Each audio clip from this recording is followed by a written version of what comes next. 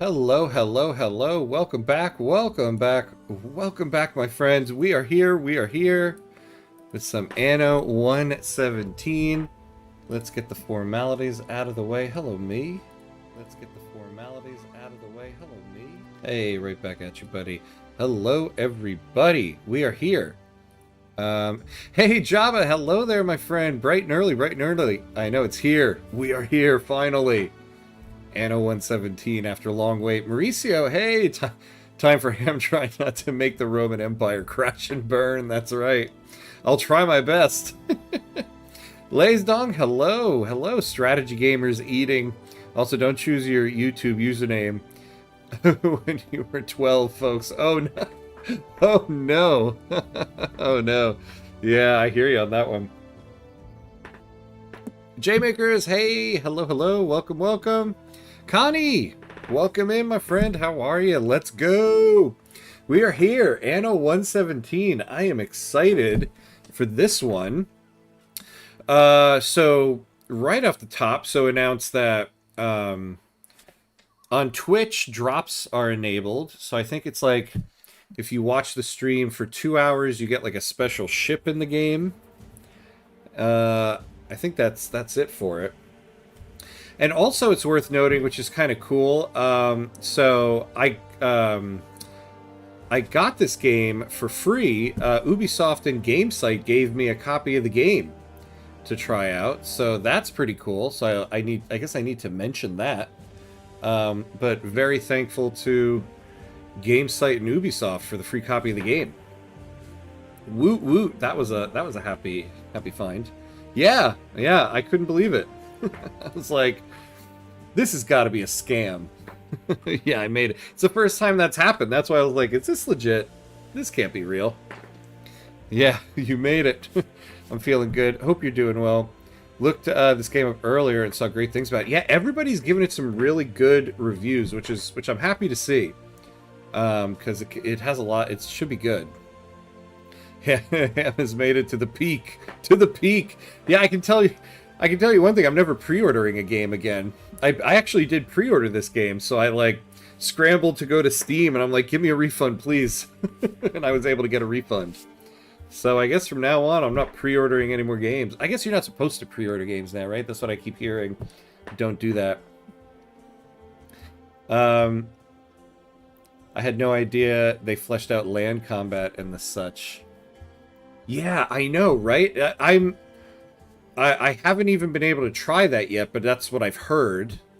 And so that's going to be kind of cool.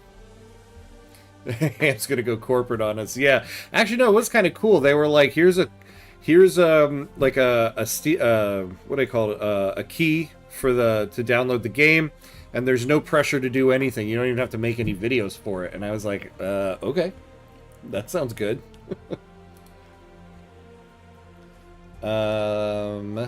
Let's see here. But never, I would never go corporate. You're not supposed to. But yeah, man, who cares? That's how you know that the game is good. Yeah, exactly. So let's start up a new game here. So we're going to do the endless mode. I was thinking about maybe doing the campaign, but then, you know, I know for myself, I wouldn't want to watch a story mode because I want to do it myself. So we're going to just do the endless mode. Let's see. That is so cool. Congrats. Yeah, thank you. Thank you. Thank you. Oh, what is this? All right. Let's take care of our bots. Take care of our bots right off the top. Goodbye, bot. You're not even the real bot.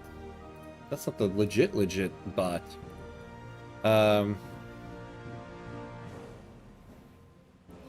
He's a professor. There's a 71% chance he's intelligentsia. Oh, me? Yeah. Do you know, for a while I thought I was intelligentsia. But then I realized I'm an adjunct professor. We get paid absolutely nothing. I'm petite bourgeoisie. How do campaigns even work in this game? Is it just objectives or actual story and such? It's an actual story. I mean, I haven't tried this one yet, but just in general, all the Anno games, the campaign is like an actual story that you go through. And so the stories have like objectives to it and everything. And usually the campaign is a good way to learn the mechanics of the game. Rural folk. Yeah. We all got to choose our interest group, right? All right, so our governor is going to be, of course, Hamus Cuttis. Oh my god, is this our guy? This looks like a guy that went corporate before there were corporations. This guy's looking real Roman. Yeah, it's different accent and everything. Yeah, it's way longer than the previous one. No, really. That's pretty cool. Yeah, because Anno 1800 had a pretty good length story mode to it, so this one's even longer, huh? You know we gotta take this guy. How do we not? We'll take that. And we're gonna be... we're going to be the guy that brings our guitar to the party. Oh, this thing, I just happen to have it on me. Does anybody want to hear a song? That's going to be... This guy has those vibes. Those vibes all over him. That guy bottom left looks like he should not be allowed near an elementary school. Yeah, that's right. That's why he's frowning. He's like, oh man, I can't get hired in any school district anymore. What am I going to do with my degree now? We could be this guy. This is the guy that betrayed Maximus in Gladiator. Nah, we'll be this guy. Let's see. So normal, advanced, we won't go veteran, but... You know, this is literally, like, the first time I'm playing it. So construction cost refund, we get full. Starting fleet, we get a flagship. Looks like you get that with all of them. Fertilities and loads, abundant. Incidents, easy. Maybe we'll do this. This looks like, it says normal. This sounds like it's, like, really easy mode. I always like to do the middle of the road difficulty in a first run. So that seems to be what this is. So construction cost, we get half. So we'll do that. Oh, hey, Jack. Hey, what's up, buddy? You say advance straight into the deep end? We should Leroy Jenkins this one. Now, let's do middle of the road. So who do we got? We got Tarragon, Athor Lorgwyn, and Zara Nitui. Yeah, sounds good. Everything looks good. Everything looks good. And we're going to start off on Latium. A classic Golden Anno experience. Let's do it. We are off, my friends. I've been waiting a while for this one. Remember a while back, we did a stream of the 1 hour demo. That's what started those Anno 1800 streams, because we had to do Anno and we couldn't do the... Oh yeah, I forgot we got this here. Was once Empire's beating heart, a beacon of power, decadence, the arrogance of man. Then fiery Augustus. Oh, what are the other governors? What do they do? Just like Civ, different opponents? Among the ash lay a chance for humility. Yeah, pretty much. So they, We mortals are fickle. yeah, I guess kind of like Civ, yeah, because like you can trade with them, you can make alliances. Sometimes they'll attack you, sometimes they'll be your ally. Pretty much, yeah, kind of like Civ. Yeah, and those 1800 streams got me into Anno. Nice, it's all your fault. Apologies, my friend. Apologies. Sorry, not sorry, I guess I would say. Alright. One thing I've noticed that's kind of cool about this one, Anno 1800, if you pause the game, it went straight to a pause menu. You couldn't, like, look around and look at anything. This one we can pause and get our bearings. Waiting for your decree. So first thing we're going to do is we're just going to start using the ship to explore around. So yeah, we need to start getting some wood going. So let's take a look at our island here. Mountain slot, that's interesting. So you can do stuff in pause. Yeah, isn't that cool? Now finally you can do some stuff like that. Do the governors have like different traits to each other or something? Yeah. Well, so in Anno 1800, yeah, they all had like their own personalities and traits and stuff like that. So I imagine it's the same thing here, and there's probably something new about it, but they definitely have that because they had that in the last one. In 1800, yeah, you just had very slow mode or whatever, for whatever reason. I know. They really didn't want you to get any type of advantage. So, we got a lot of logging here, so we'll put our logging camp. Here we go, perfect. Right over there. Also, look, we can do diagonal roads, which is, I think, kind of cool. And then we'll do this. We'll connect it. Now, we want to do the sawmill somewhat close.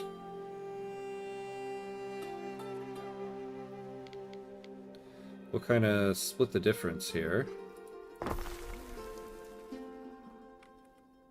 I've never played an Anno game before, so I have no idea whether I will like it. It's pretty cool. I mean, it's mainly about, like, production chains and stuff like that. I enjoy the Anno games. I guess my biggest criticism of Anno games is that the general gameplay is kind of the same from one Anno to the next. But that being said, the general gameplay is a lot of fun. So, it's not really a criticism. Oh yeah, that's right. You know, I've been doing the WASD buttons, and it didn't even really register with me. Yeah, diagonal roads is very surprising, right? That's new for this one, so we can do that now. All right, let's get some residences going. I want to kind of keep this area for our wood. We'll build like a main road coming up this way. And we'll just start building up residences. And then we can unpause. Let's do it. Away we go. So we can do, oh, yeah, do I gotta... Dun dun dun dun dun dun dun! Sardines and porridge. So let's get ourselves some sardines going. Yeah, it's true. It's an evolving puzzle. That's true. There are, like, interesting new things they added. Like we were talking about, we can do, like, land troops now, which is kind of cool. Anno 1800 is supposed to be, like, the best one of the series. And that game was a ton of fun. And everybody's saying this one is great, so... Oh, so you unlock more stuff as the game goes on. Yeah, so basically, you have different levels of citizens. I don't know what the different levels are called here, but you usually have, like, your base peasant citizen. And then you need to fulfill their needs. So food, we need some public service, we need some fashion, and, yeah, the Libertus workforce. As these fill up, we'll be able to upgrade this house to the next level of citizen. Ithacus Tarragonus Taurus, at your service. Sure, nice to meet you, buddy. Salve, friend, if that you be. Let us start well together. I myself have few needs, but come to me for anything. So you've met Ithacus Tarragonus Taurus, a governor who enjoys humbler pleasures, judging by his coarse attire and grassy fingers. And yet, those eyes have seen it all. How do you wish to respond? Rivals are potential parties that have their own reasons for engaging with you. Open the diplomacy menu to learn more about alliances, trade rights. Yeah. So we'll do a greeting. Blade wiped clean. Now, the thing about the game is it's like Roman, but it's not really Rome. The gameplay is always, I guess it's hard to see, but the map here is just going to be a series of islands, and you develop your island, and each island has certain resources. So eventually we will need to trade with some people. And then eventually we can find like a new map and stuff like that. It's beyond us. Libertus passes you, straining under a heavy load of timber. He carries the hopeful air of one who has recently celebrated his manumission, freedom from slavery. Despite his burden, he stops and hails you as his governor. How do you respond to him? Let's see. Yeah, we don't need to steal his stuff. We don't need these logs so desperately. We'll just wish him well. We don't need to buy a bunch. We can make our own. Yeah, so we unlocked that. We unlocked some porridge. So this is the first one that'll have a production chain. So you can see we have to have an oat farm in order to make porridge, because the oats are going to be the input for the porridge. So let's build ourselves a farm. Yeah, why don't we do it right on the other side of this little guy right here?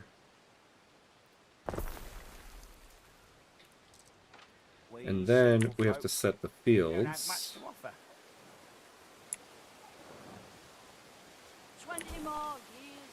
Yeah, we're gonna plant some wheat right in the sand here, because I guess that's a thing we can do.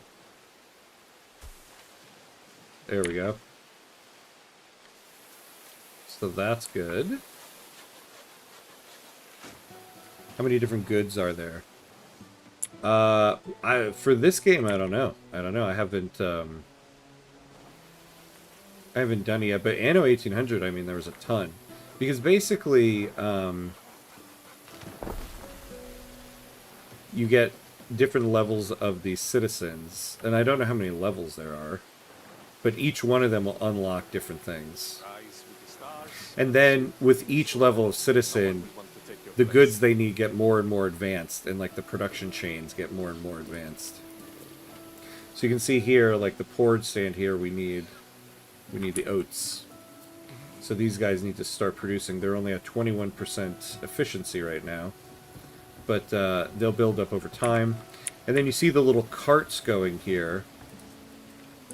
So it's also important to put buildings of similar production chains near each other, because they literally have to take time to transport the goods back and forth. So if we were to put this, like, all the way over here, that little guy would have to travel all the way over here each time he wants to move it. So now we'll be able to get the porridge very quickly. Something for your consideration, Eri. Oh, yeah. I guess we have tutorials going. Part of being a good governor is learning how to deal with rivals. Oh, yes, let's get our boat. We stand waiting. Let's just start exploring all the little islands.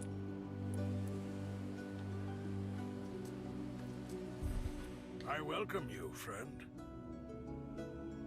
Oh, the Emperor. Look at this. Emperor Calidus was born and made in the military camp. Hell-bent on change, he is a champion of ordinary Romans everywhere. Calidus rose to power after the death of Emperor Lucius. He is determined to restore the empire's finances by any means necessary. Although ruthless, tough, and pragmatic, he is also gregarious, down-to-earth, honest, and good-natured. Not here with their own people. Oh, well, actually, hold on. So can we do anything to improve relations yet? No.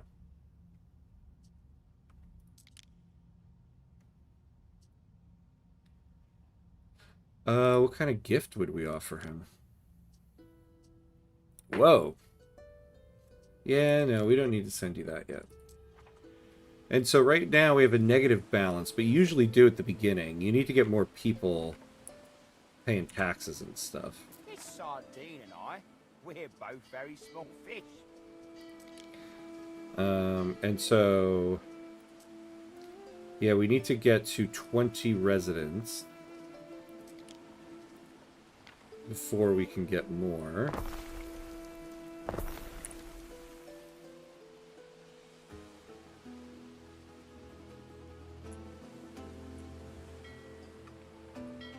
Do like a double stack this way.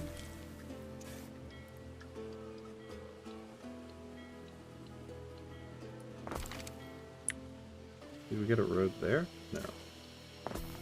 Alright. There we go. So now we unlocked a market and a tavern. So let's put the market... Public services should be erected close to residences in order to meet people's needs. Actually, here's what we're going to do. To make it look all Our scouts nice have and sighted stuff. new land.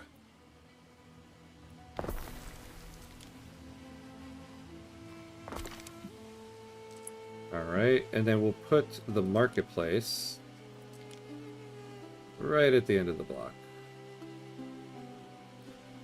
And then we'll just keep building houses around it. This may be of interest. Yeah.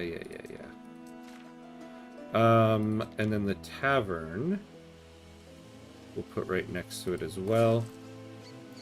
And now we can build a new input goods. Our scouts have sighted new land. Tunics and Pelus. Alright, what did we discover? Oh, we got an achievement. So yeah, this is interesting. This is different from Anno 1800. We can't see, as far as I can tell here. Oh, wait. Oh, no, here's the fertilities. So oh, wait, so what do we have on ours?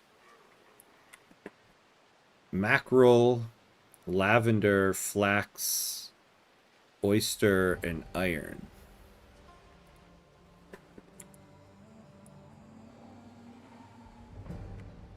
Resin, olive, grape, oyster, marble. Oh, this is a pretty good island. Our scouts have sighted new land. Resin, olive, grape, flax, and marble. This might be a good island to take. I mean, I don't know what all the inputs are yet, though. Oh. Lavender... Sandaric. Iron, mineral, and gold. I mean, that sounds good, right? Alright, well, not necessarily at the moment. Oh, do we...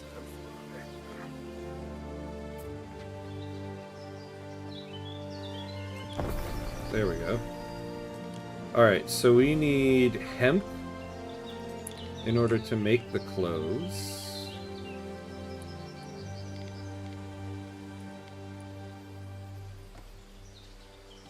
Oh, we're starting to encroach on that now. Well, we can put this here. Oh, do we not have... Oh, we don't have enough logs.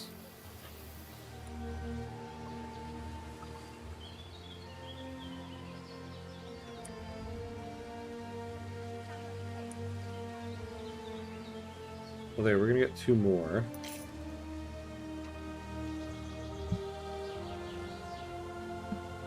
Yeah, right? The fog of war thing here.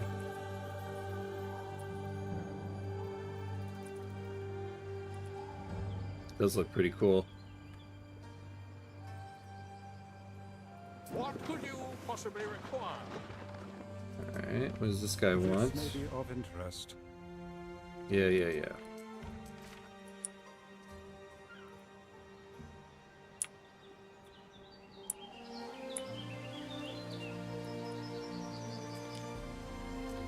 Alright, here we go. Can you cover for me? Look, I like too you can build buildings diagonally now. Alright, so let's put this guy here. Let's lay the field.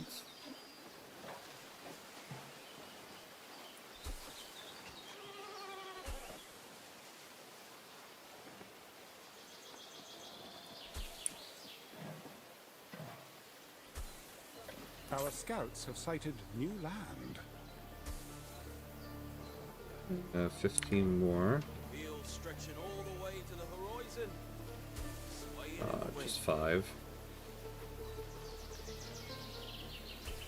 Just 1? Oh my god. What? Just one little spot. There we go.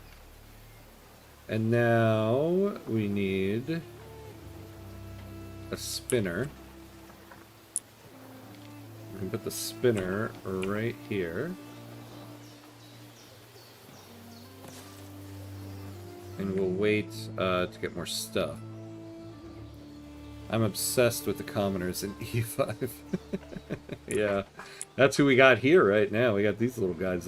Liberty, our commoners. Dripping with oil, picking me teeth with the bow. Yeah, the commoners in E5 Our do seem to scouts have have, like, sighted new land. some of the best estate privileges that you can give out.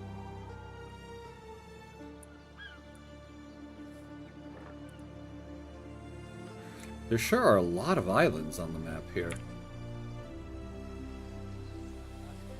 Let's give the game a save now that we've started.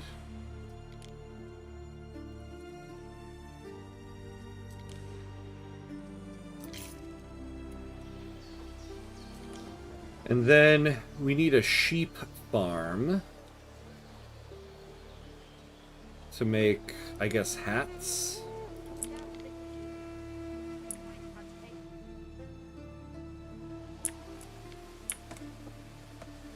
Now, I don't actually know...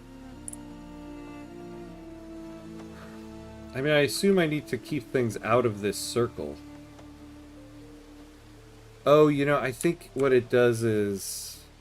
This might be, the circle you don't want housing to be close to.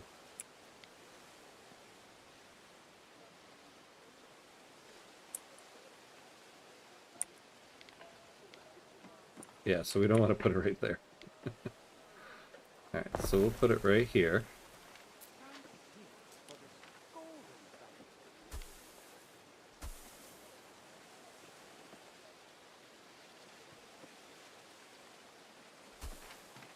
Alright, there we go. The labor mobility one is great. It's like getting homesteading in Vicky 3. Oh, that's cool. Yeah, being able to, like, get people to be able to promote faster is, like, so vital. Oh, can we build this now? Excellent. So is this game like Paradox games in that you keep replaying it? Or Anno games in general? I would say it's like that in Paradox games. You keep replaying it. It's kind of like... You'll discover new ways to make your city run more efficiently because, again, the distance certain buildings matter. And so you'll really start trying to master the best layout for your city. Now, it isn't like Paradox in the sense that I don't think it's as, like, complicated as Paradox games. Like I was saying one time on stream that, like, this will be a good game to end the week on when we're doing Victoria 3 on one day, EU 5 on another day. This game is like the cozy version of like the grand strategy game in comparison to Paradox games. It's still, though, it is still a very in-depth game for strategy in terms of city building. But you're not dealing with as much like politics and you know, population management, I would say. This may be worth your attention.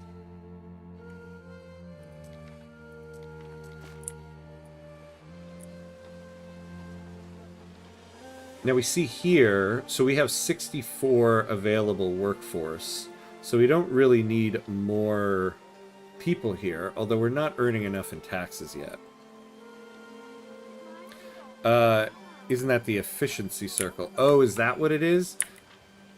So is it like I can't put these things outside of the circle?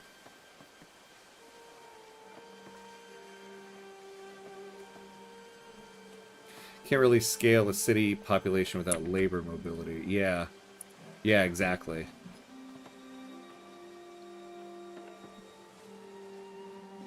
Yeah, it's a good relaxing game. Ads. Oh no, I'm sorry. So far to me it looks like if Civ got turned into a city builder. Yeah, actually I'd say that's pretty I'd say that's pretty fair. Yeah, if Civ got turned into a city builder. Yeah. It's actually a pretty good way to put it.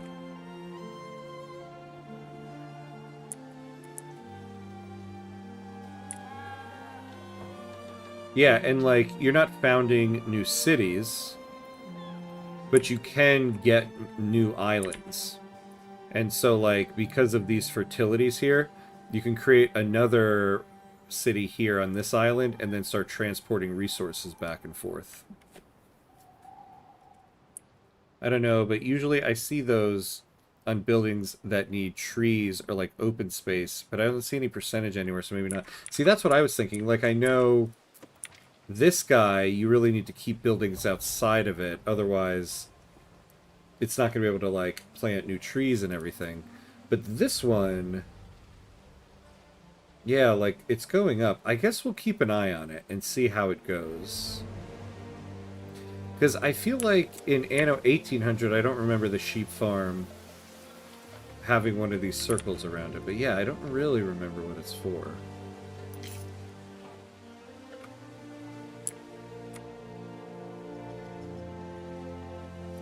Wow, so you can really build massive cities. Yeah, you can. I wonder how complex the different needs get. They get pretty intricate. Like this is pretty basic. But eventually we're going to get pops where to get whatever this is, we're going to see, like, you need to build these two things to be the inputs for this building, and this thing to get to this building, and then these two things will meet over here for this good. So the production trees will get a lot more intricate. Did we ever build this?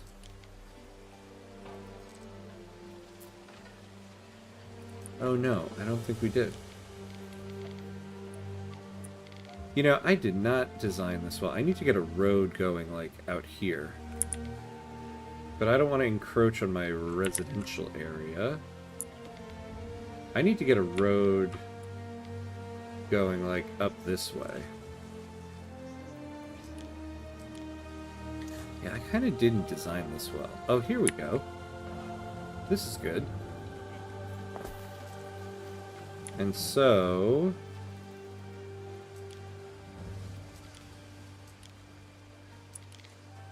oh yeah, perfect. Oh, well, no, the...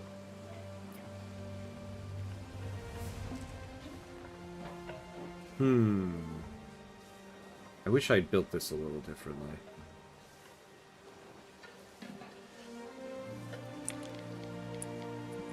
Alright. We kind of messed up on that one.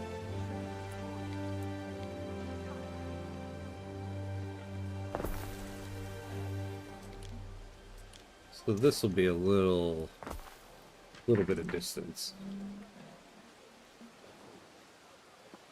In 1800, you could only build some stuff in the New World. Oh yeah, and some stuff only in the Old World. See, I feel like they probably kept that mechanic. And I do know there are two different worlds. So there's this one, Latius, I think it was called. Latium. Yeah, see, this is definitely it. And so, eventually, I think we're going to discover... I forget the name of it, whatever that other island is. Or that other world.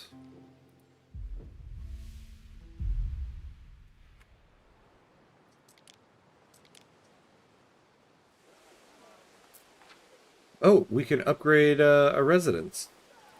I think, dear husband, A plebe. we have found our So these guys need food. They need public service. They need fashion. And now we need household items. So now we can bake bread and we can make garum. So a wheat farm. Yeah, so you can see the production trees are getting a little bit more now. I tend the flame as best I can, and I pray the gods don't think me ungrateful. So we need a wheat farm.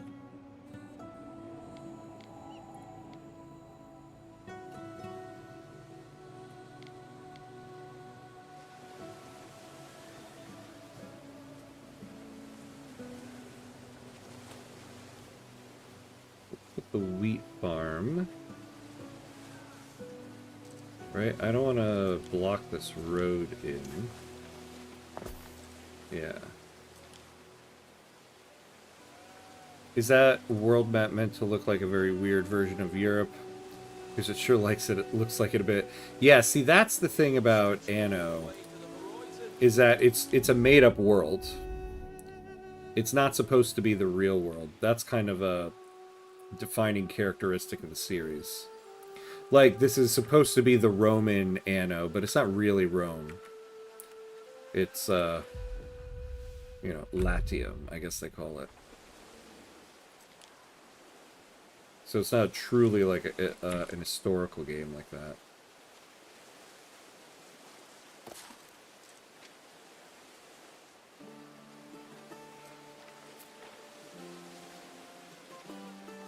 Oh.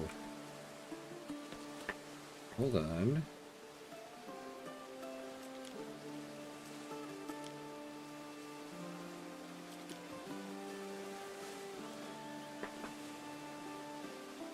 Ooh, military buildings. A barracks.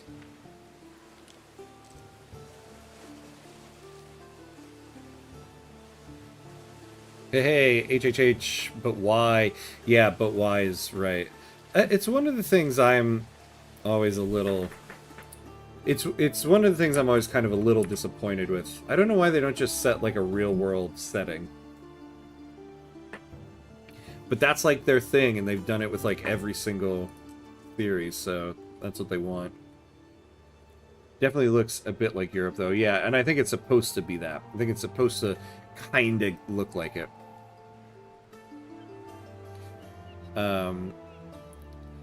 Like where you are looks a bit like Italy and Sicily at the bottom. Yeah, a very slight Spain shape to the left. And Spain and Greece is so messed up. Yeah. Exactly. Oh, this is interesting. So we can make a clay pit here.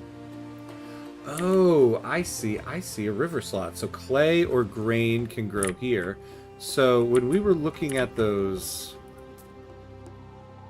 An iron mine. Oh, I don't think I noticed that before.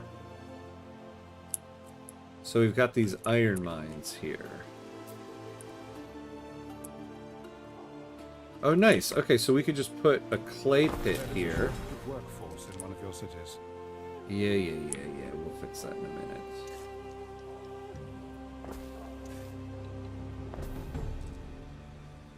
So we need more plebes. What happens in Taverna stays in Taverna.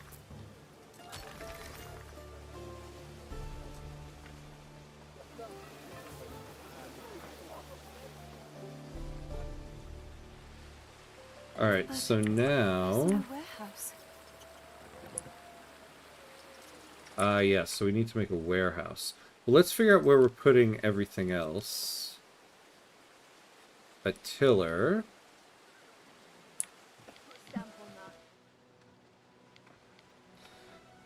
Let's put the tiller here. There is a shortage of workforce in one of your cities. And then we'll put... Oh, usually they'll tell you what kind of range this would give you.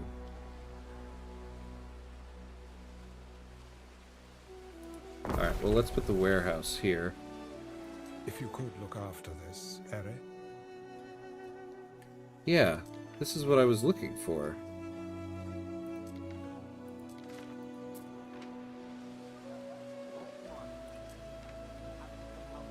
Is that a fire icon? Can the city burn down? Yeah, it can. It can. And so we don't have access to it yet, but eventually we'll probably have like a fire thing of some kind. Fire department.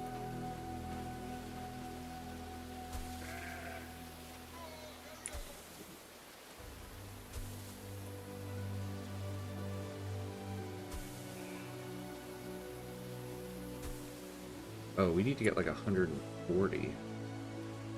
Oof.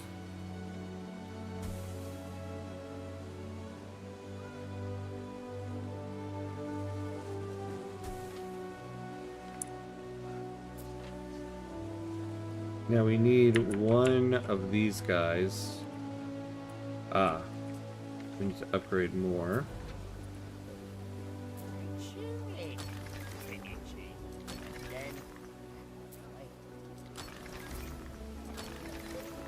There we go. If you're desperate enough.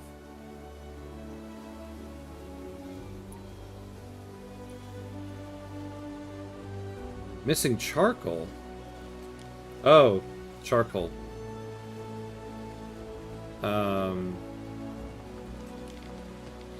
Requires a forest area. Aha, I see. Yeah, so we don't want to put it near there.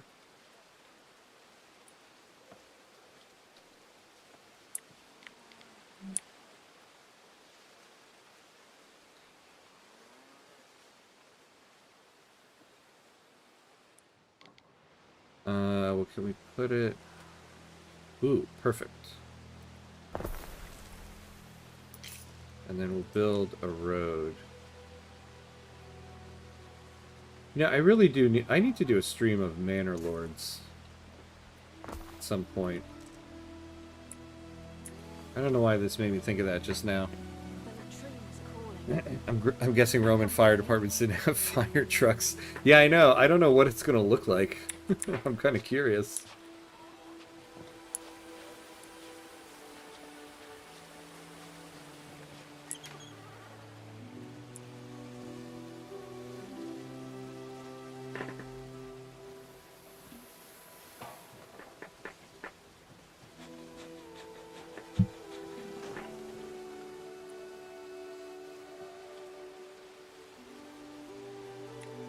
Oh, we need more workers.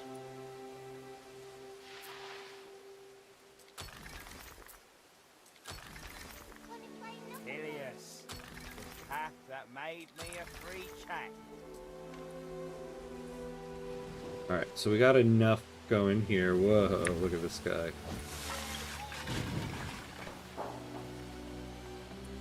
Yeah.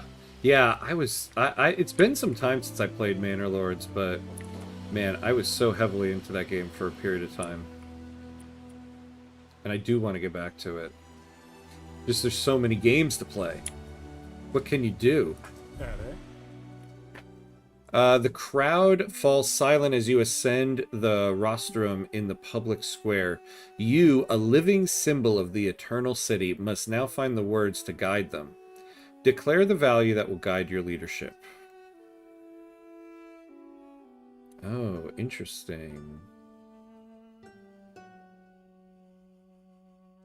The pursuit of knowledge.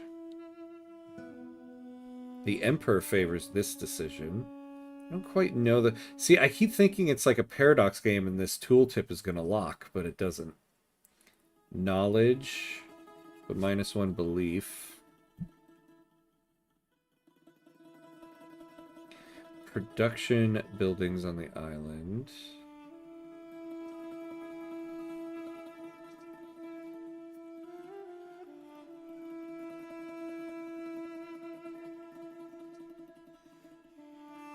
I'd rather take knowledge, I feel like. Or upkeep cost. -30%.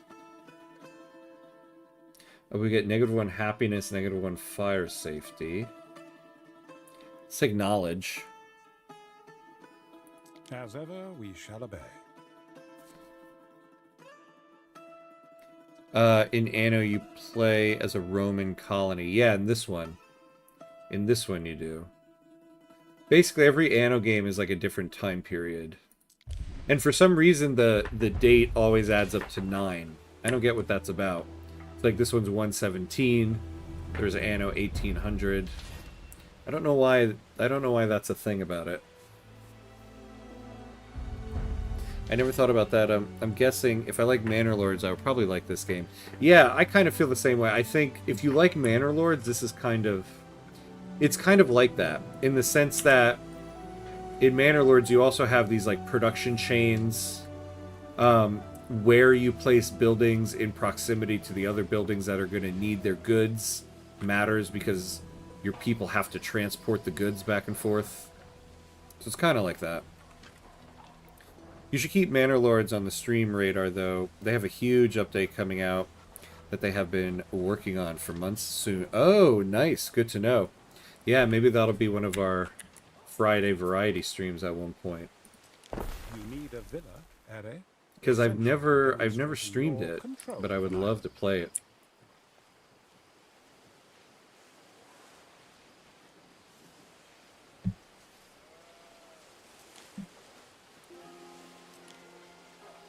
Alright, so we got the wheat. Now we need a grain mill.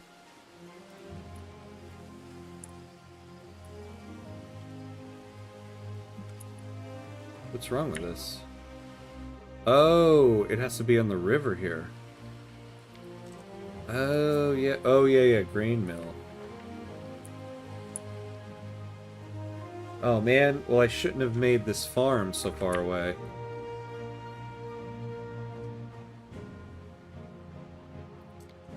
Alright, well, we'll put it right here. Oh, wait. Can I make bridges? Oh, I can.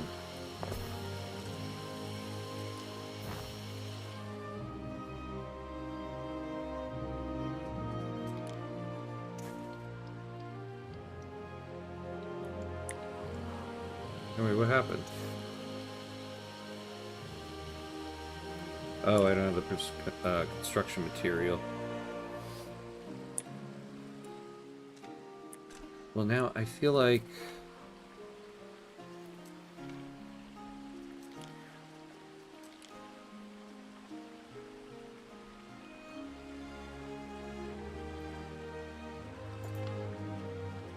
Oops. Oh, whoops.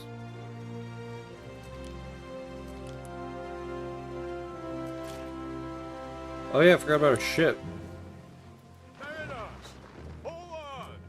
Let's keep exploring.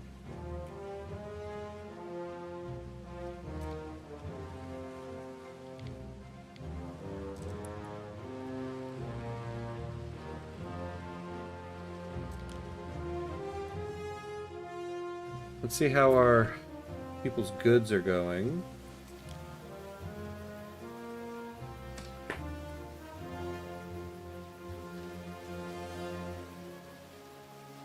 Alright, that guy's good.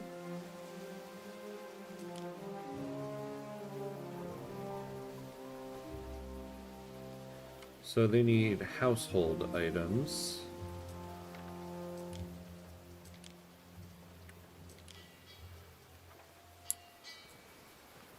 So a Scomber's shack. Our scouts have sighted new land.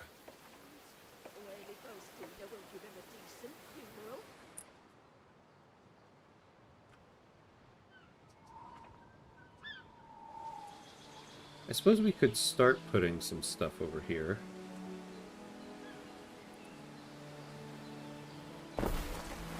Oh, well, wait, yeah, they'll just transport it there.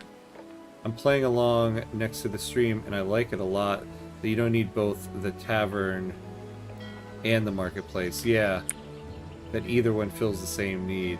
That is really cool. Yeah. Yeah, I guess I didn't really need to do both, huh? Oh, public service, yeah. Oh, look at that. I didn't realize that. Yeah, when I built it, I didn't need both of them. Although, what do we need? Good to eat a sardine. So it's helping us with the plebes. So I guess I could have held off on building that.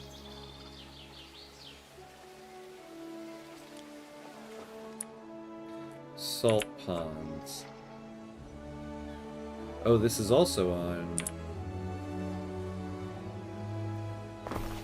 the water. Okay.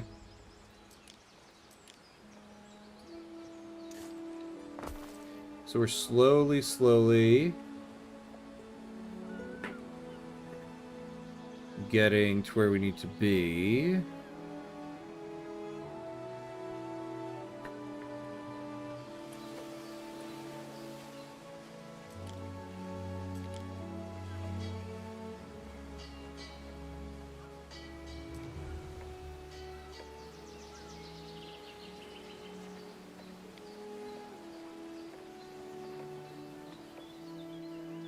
So why can't we build this? Yeah, it could go there.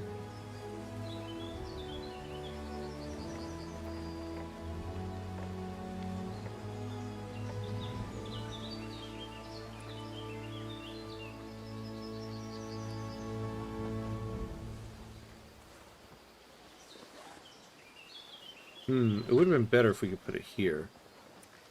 I wonder if we can move any of these guys.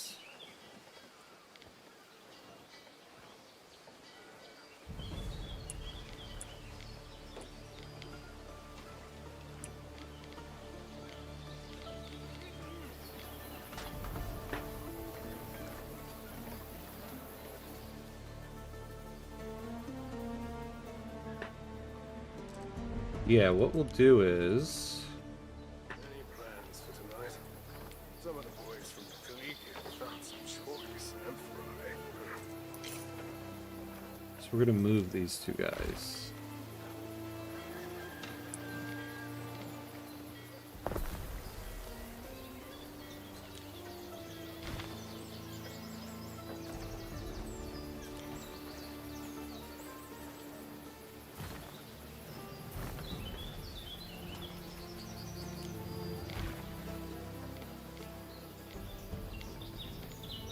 Gosh, I can't put it there. I don't want to put it so far away. Alright, let's just put that there. Uncle says the strays can stay. They'll eat the rats. Okay, what am I doing here? Why am I being an absolute maniac right now? There is a shortage of workforce in one of your cities.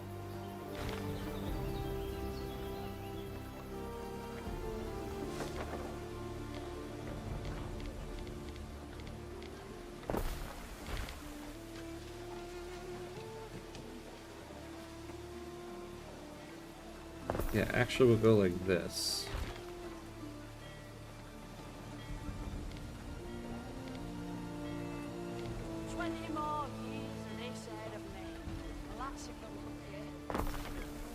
Why can't I get this exactly the way I want it to go?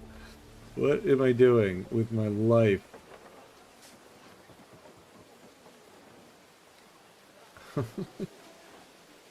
This is ridiculous what I'm doing right now. Absolutely ridiculous. Okay. Good enough. That looks ugly, but whatever. Oh, 1 hour mark. There we go. Thank you. I got so wrapped up in that whatever nonsense I was doing there, I kind of forgot. Okay. Yeah, we're going to take a quick 90-second break here so we don't get hit by ads. And then we will be right back. So, 90 seconds, get a drink. Be right back.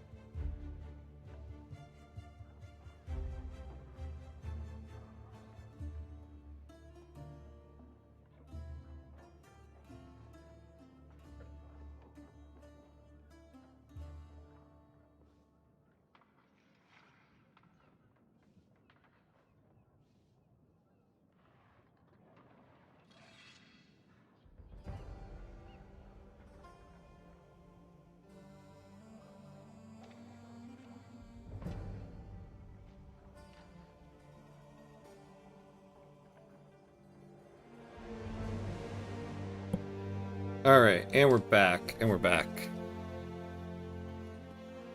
My version of Anno style game is City Skylines. Awesome city building. Yeah, I gotta get into the second one. It was one of those games like I downloaded from the like Xbox thing, the Xbox store, or the Game Pass. I've had it on my computer since the day I built it, and I just haven't gotten to it. But it looks really cool. I think the city needs a redesign. Yeah, it does. Yeah, it does. Yeah, this was supposed to be more of my, like, industrial section. I'm building around this curve, which is cutting off a lot of buildable land here.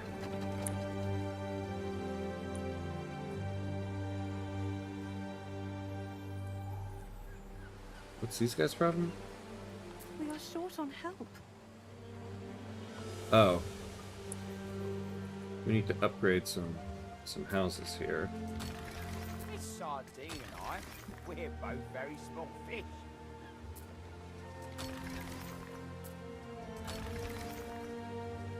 Alright. Although this is probably good, because now I can open up more building slots here.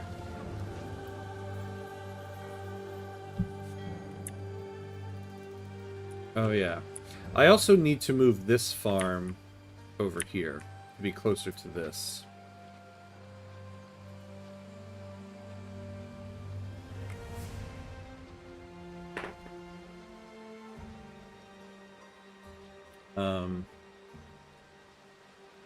You know, they got rid of being able to see what goods you have. Oh my god. I've completely been ignored. I didn't even know this was over here. Unbelievable. Oh my god. I am so stupid. We haven't been researching anything this whole time. Estimated duration 50 minutes. Knowing Anno, that's probably like real life minutes.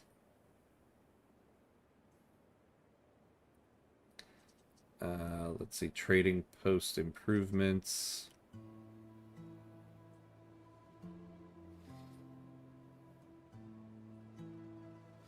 Oh, we get 96 a minute. Oh, yeah. Yeah, it's gonna take 50 minutes. Oh my god. Oh my god. What are some of the civic stuff?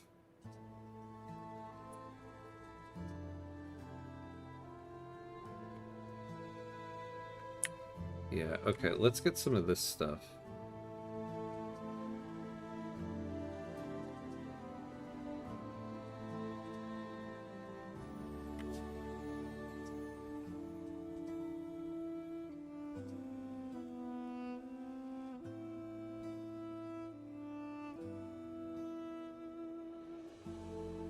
Oh, okay. I think what we can use more, though, is this warehouse organization. So upgrade your warehouses to the next tier adds more loading ramps to avoid congestion. Then I want to do this. Oh, look at this. We can get... Actually, we'll do that next. Oh, whatever. Oh, I see. It has to go in that order. Okay. And so I guess we'll do that for now. Yeah, this is literally going to take 50 minutes. Oh my god. Alright.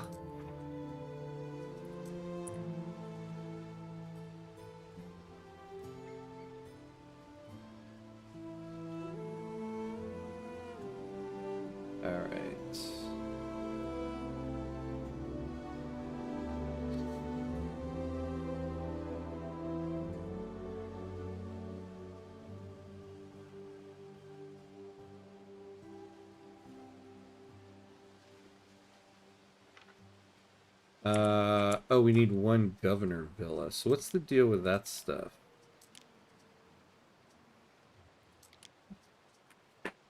So your governor dwelling and center of prestige and defense for the island. Welcome specialists and profit from their skills and benefits. Alright, so we need more...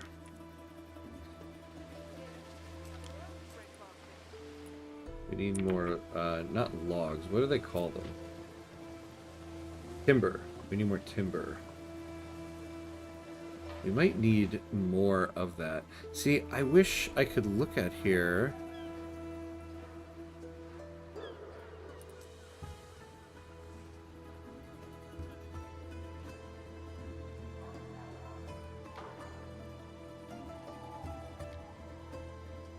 Like, where's all the...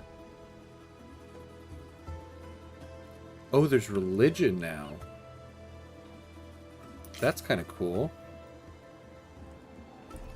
How wow, hello, hello, hi, how are you? I'm doing good, how are you doing? Welcome in, welcome in. Good to have you.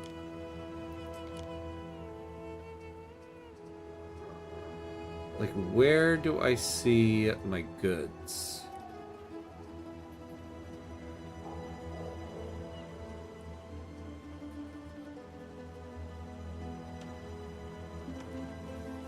There's gotta be, like, a report of goods. Yeah, like, I've got 21 timber, 8 tiles. Oh, pretty good. I've been playing some Victoria 3 while watching your videos. Very nice, very nice. Who are you playing with in Victoria 3? Oh, my portrait? Ah, thank you, Java. Yeah, that is the one I mean. Oh my god. Okay. There we go. So what do we have?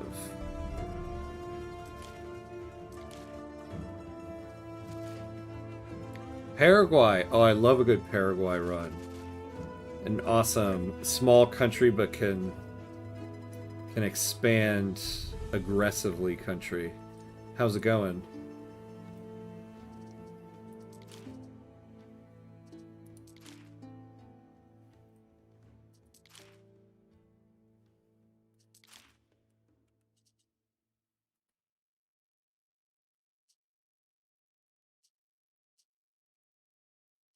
All right. Oh, very nice. All right. So we still have all of the stuff here.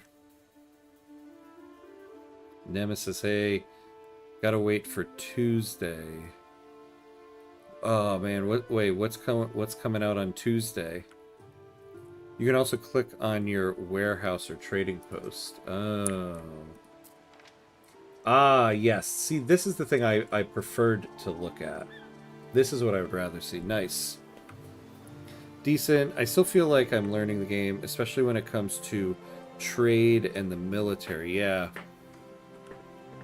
Oh, gotta wait for Tuesday. I stream Vicky on Tuesdays. I see what you're talking about there. Yeah. Gotta wait for Tuesday. Yeah. Yeah. Although now with trade centers and being able to trade through somebody else's market, having a landlocked country like Paraguay doesn't hurt as much.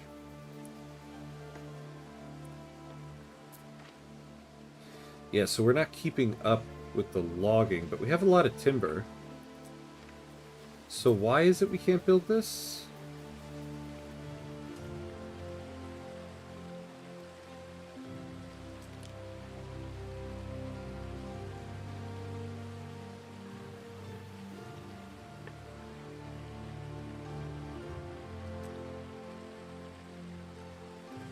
Wait, I have no idea.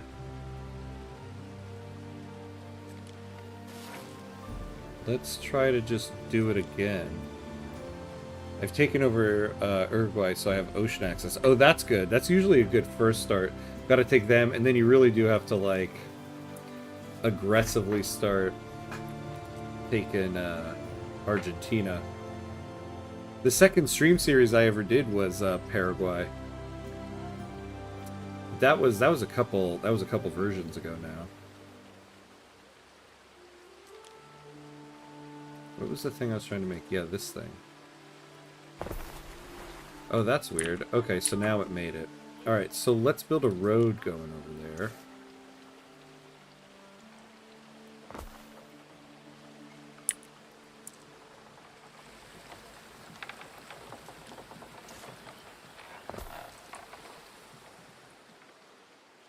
Now, it would be more efficient if the wheat farm was over here. So let's move it.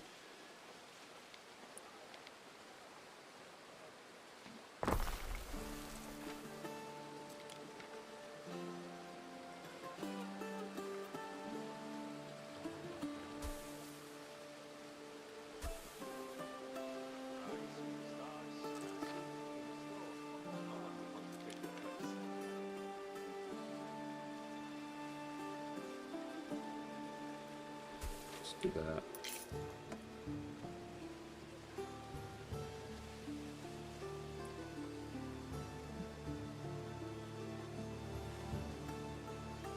I'm following along with your series and making adjustments to the state of my game. Oh, that's cool. Oh, good. Okay, cool. Nice, nice. I'm glad you're. I'm glad that the old Paraguay series is helpful. Yeah, I really enjoyed that Paraguay series. Paraguay is a fun one.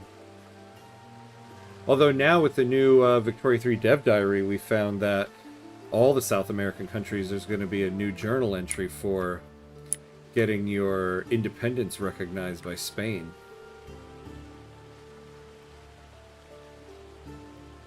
Alright, and now we need a bakery. Yeah, and I think maybe we'll just put it right here. Right next to the workforce in one of your cities. So we need more houses.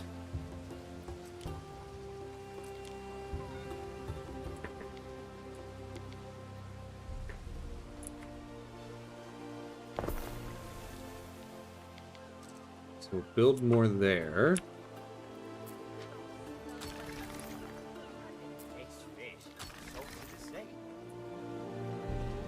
Wait for people to move in here. You know, I should have built a road going down the middle there.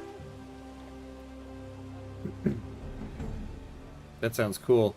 Gonna head out, but I'll try to catch you on Tuesday. Oh, nice. Hey, I appreciate you stopping by to talk some Vicky 3. Yeah, hopefully I'll see you on Tuesday, hear more about the Paraguay run, because I do love me a good Paraguay run. But yeah, I'll catch you on Tuesday.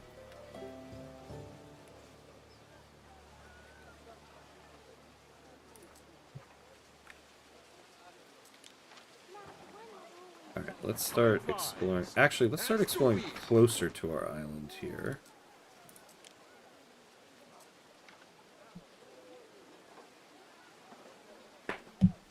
Ah, good.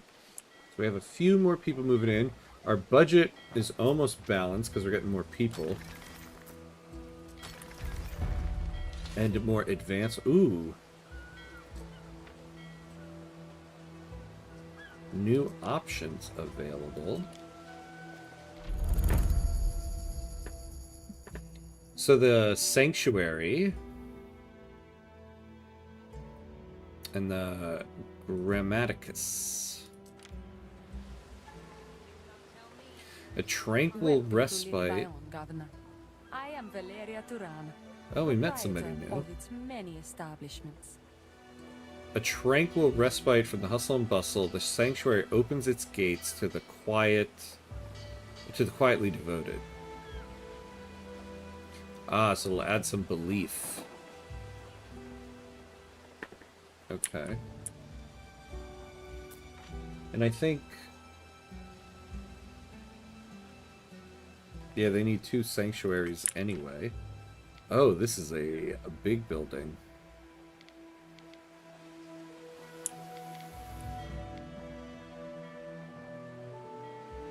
Now, does this need to be near, like... yeah, it does. It does. Okay.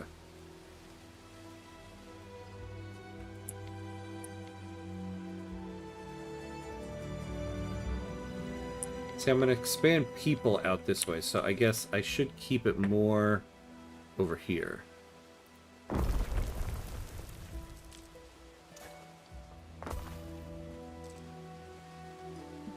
Oh. Got another Twitch bot. Hello, Twitch bot. Goodbye, TwitchBot. Accept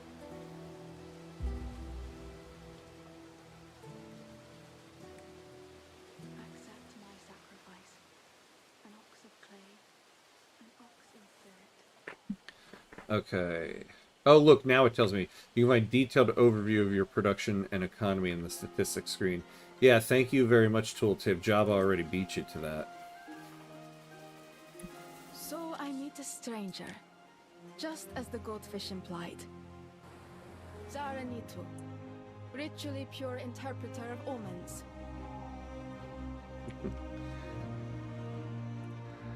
Alright, let's take a look at diplomacy, because I think we can... Yeah, tutorial caught lacking. That's true. Are you?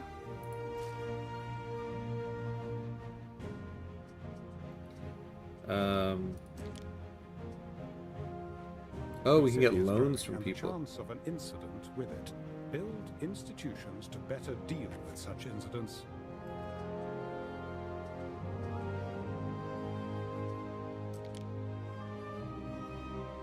Oof, no, we're not giving you gifts. City status increased, very nice. Oh, city watches, okay.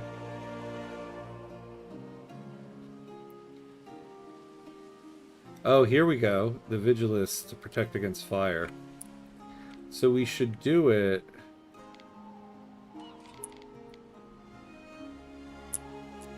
We'll put one here. And I guess it's worth it then to connect...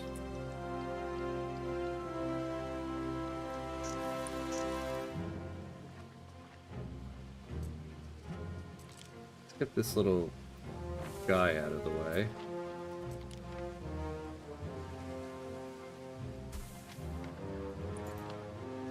And then...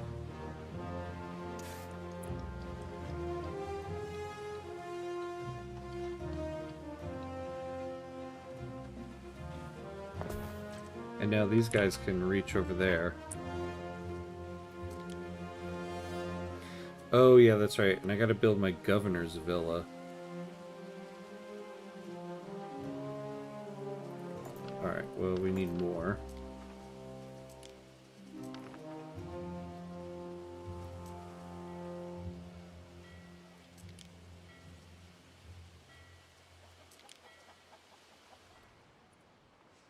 Oh, what do you Your want? face is unfamiliar. Are you a scientist? An artificer? A mathematician? I am Zaranitu.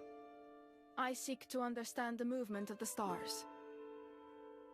You have encountered Zaranitu. She seems curiously aloof and has a piercing gaze. How do you wish to respond? Rivals are... Oh, yeah, blah, blah, blah. Rivals are political parties that have their own reasons for engaging with you. Open the diplomacy menu to learn more about alliances, trade rights, and other treaties. If I was interested in becoming a politician, you'd be someone I'd talk to. Aw, thanks. I'm honored. Small fish, pungent sauce. My husband loves his garum. So we still need household. So that's the spinner. That's that. Try to stay calm. It's the only way to get things done.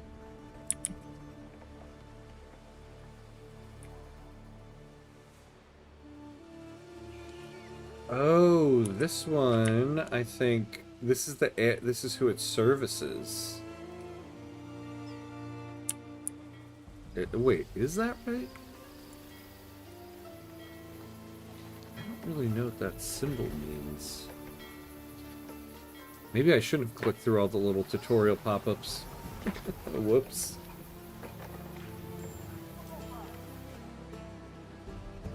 Oh yeah, we can get our ship moving around a little more. We advance.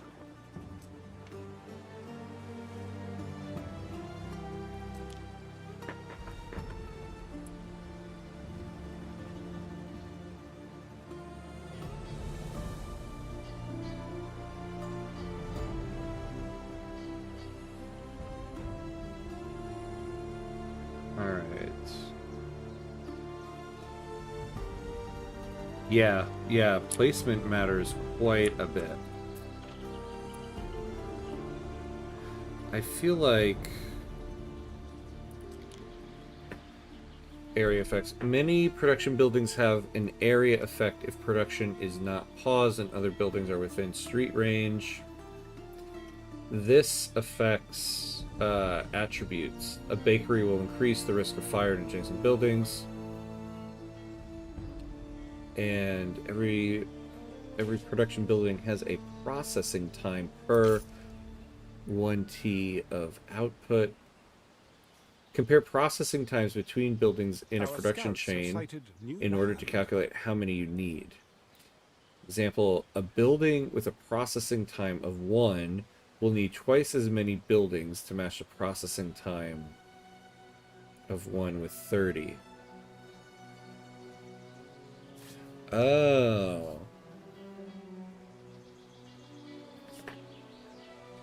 So we only need one of this. We need 2 of the farms and 2 of the bakeries.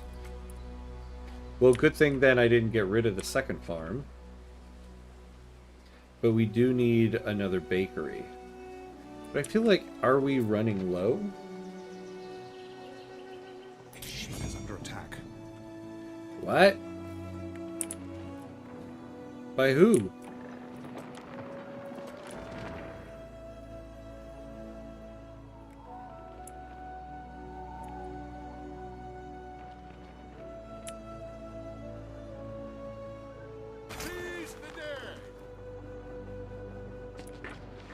Get him.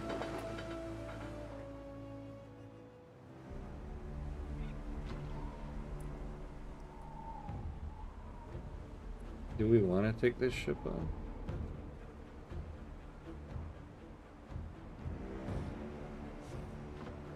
Ooh. Alright, get away. Just flee.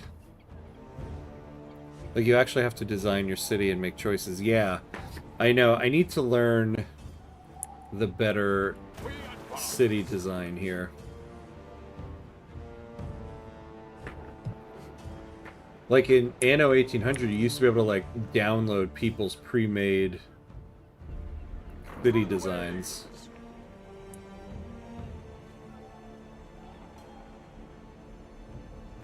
Don't stop. Get away, get away. You're our only ship. Oh, they got stuck. Oh my god. Tell me you can outrun these guys. So I guess this is going to be the area where we have pirates. Is that what we're dealing with here?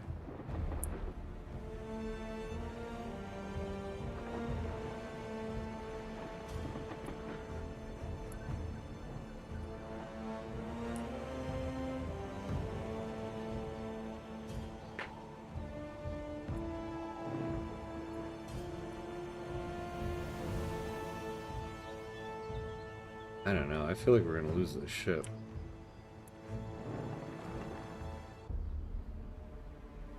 Oh, is he stopping? Why are you stopping?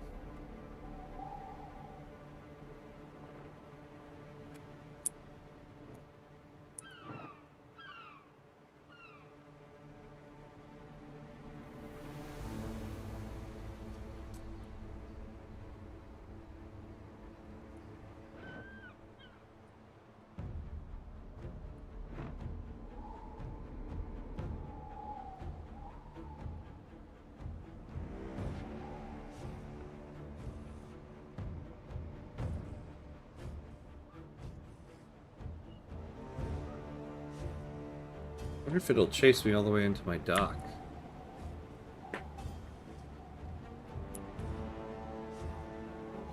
Get away, little boat, get away.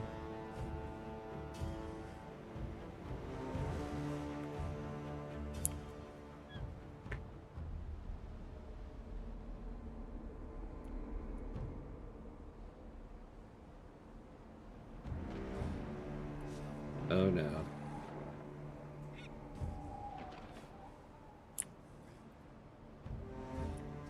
Just start heading this way. What are you doing? Oh, I feel like that change of direction doomed him. Oh, no.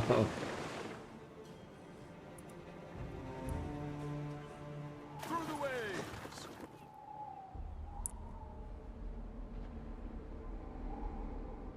Entire Roman settlement gets taken down by a small boat. Yeah, that's what's about to happen. Just a boat and a dream. That's all it took. Interesting, our ship like slowed down, I think, because it's so The disabled. Imperial Court are inclined to replace your flagship. Is that so? Oh, Governor! Diana Augusta. Mother reckons keeping the codices does me good, but I'm literally dying to get back to Rome. A matter of the utmost importance, Ere. Alright, let's buy the ship. A ship sail. Bene for the money chest.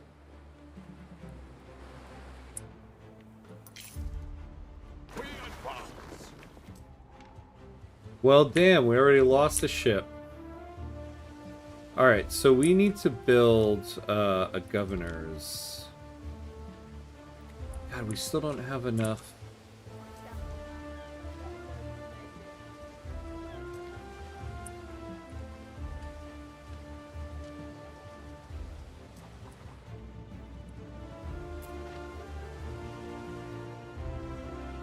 Yeah, we need another woodcutter and another timber.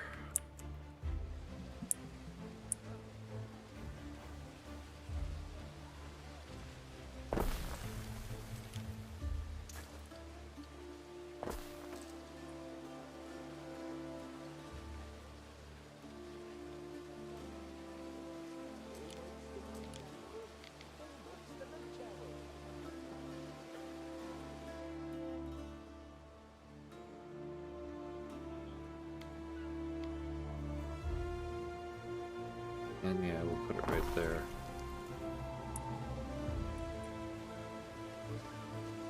And we need some more people.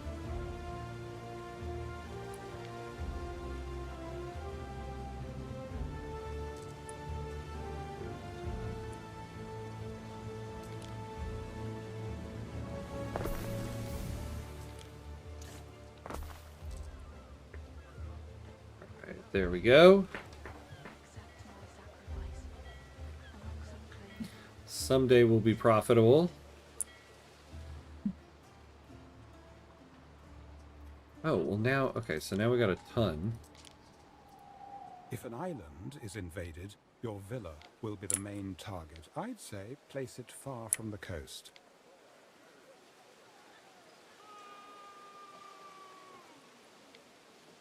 Oh, damn, this, like, would have been a good spot. Okay.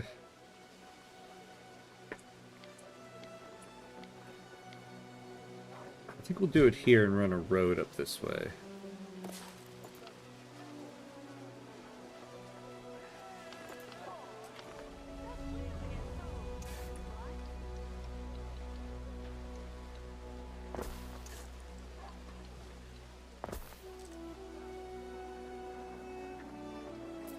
Now, why can't we build this? Oh, we need more loggy logs. Our scouts have sighted new land.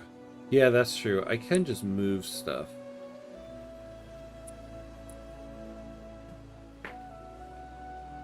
I think I'm going to start building residences around here instead of expanding out this way. I might do more industrial stuff out that way.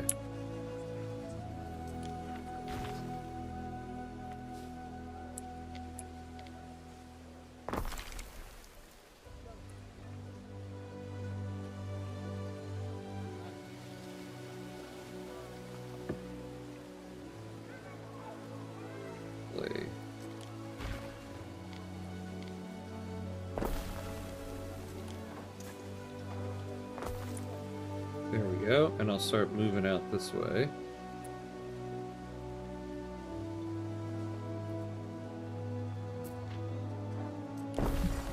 first soldiers think they're ready. I dare say the beginning of a mighty legion? Besides, we'll find her eating chalk next. Well, that's a nice little residence I built for myself. Gloria Anno. A decision, your judiciousness. Oh no, you are in debt. Your debts ramp up, the Emperor may revoke your title, ending the game. Uh-oh. Something for your consideration, Eri. Alright, so this I do need to read about, because this is new. Recruitment buildings allow you to recruit military units. Each unit class has unique strengths and weaknesses. Encamp units to heal hit points and decrease maintenance costs. Protect your villa. Walls and towers will keep most invaders at bay, though they can be destroyed by siege weapons such as onagers. Okay. Alright, so I need to take a loan out.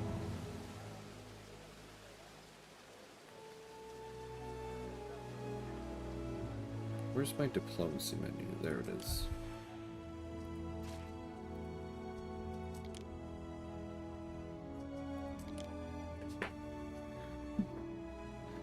So,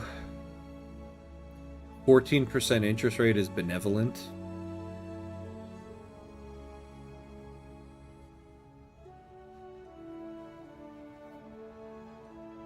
One crime can overshadow all the good deeds of a man. Alright. That sesquiplex stipendium is serving me well. Wow, so we're paying back money by the moment. So we need to do something here.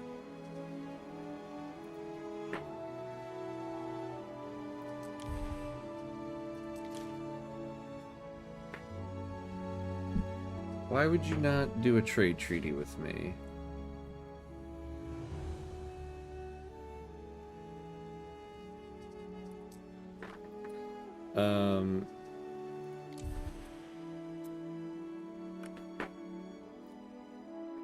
Oh, they want oats and clay.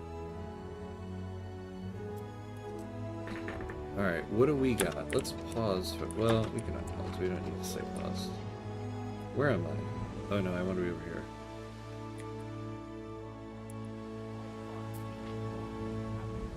Yeah, look at that. We have quite a bit of clay. How many oats? Not a lot. Let's take a look. How much are we producing in terms of clay?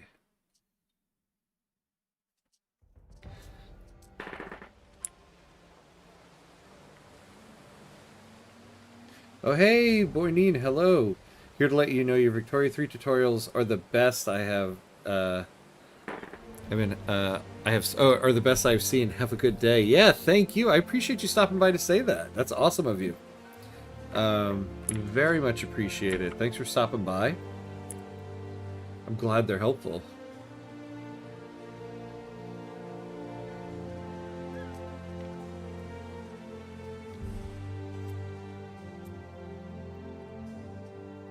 So how do I create a trade route? Like we did...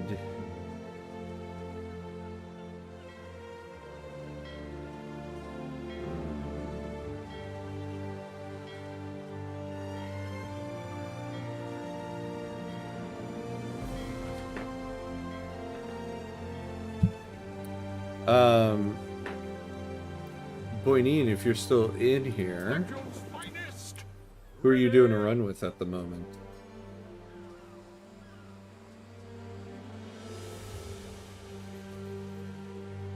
Yes, create trade route. This is what we want. So load up. Not quite 50. Let's trade like 15 at a time.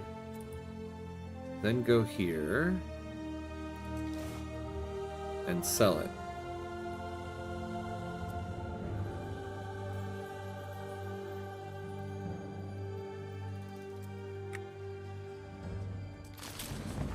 Alright, hopefully this will get us some extra money. What do you need?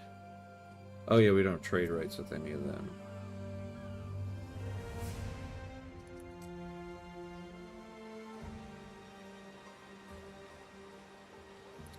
I think they learned a lot from Anno 1800. They did, right? There's a lot of Anno 1800 still in this. And I love it. This whole trade system thing.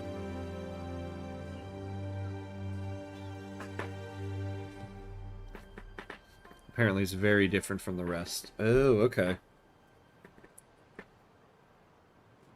Now I really do want to load up Anno 2205, I think it is. Yeah, 2205.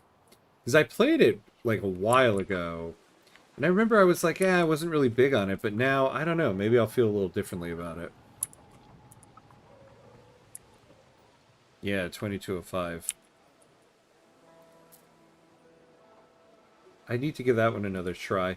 But the problem now is, now that we have Anno 117, like, are we really going to go back?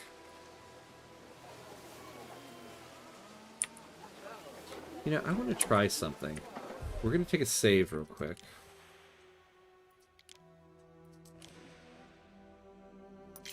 I feel like I lowered some of the graphical settings for performance.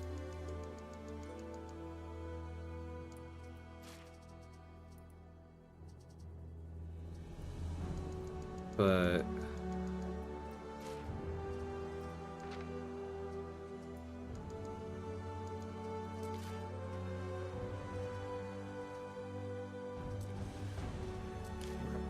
for 2 hours.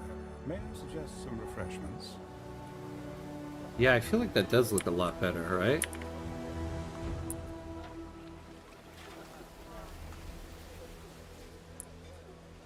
There we go. Ooh, okay.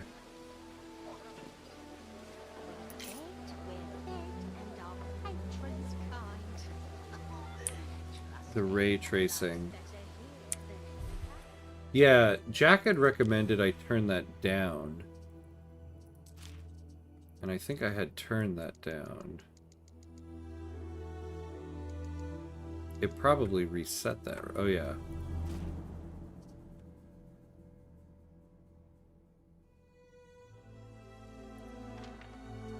Let's see what happens if it's at medium.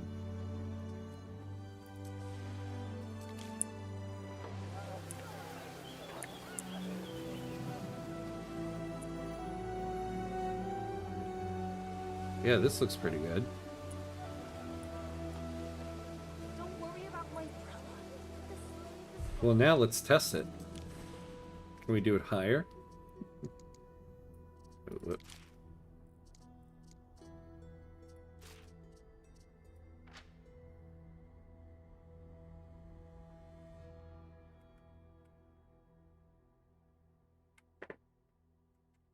Uh-oh. The fans are moving faster. Maybe I shouldn't have done that.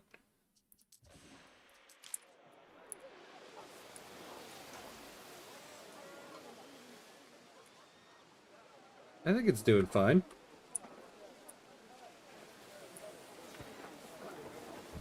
Yeah, the scrolling definitely is slightly slower, but...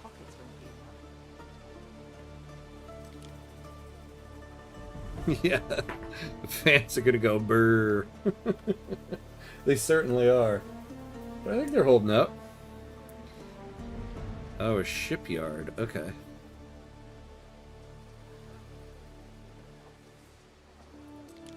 Now...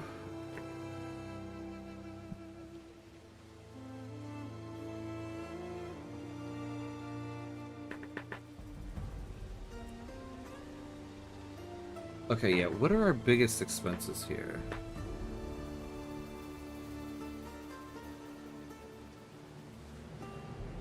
Production buildings.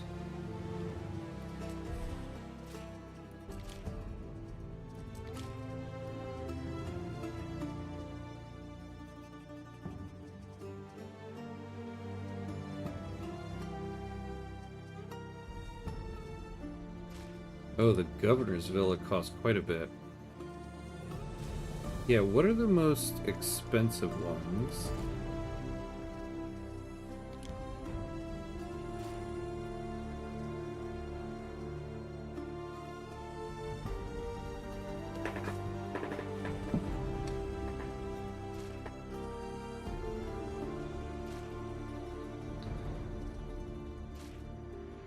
So the sanctuary costs 32, but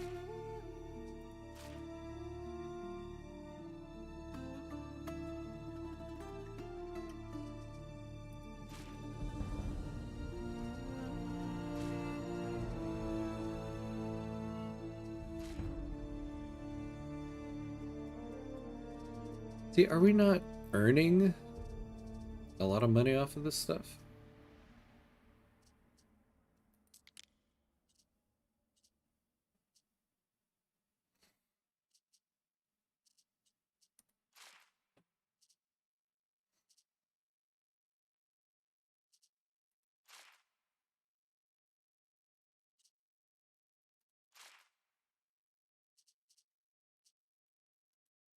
Wait, what are we gaining on?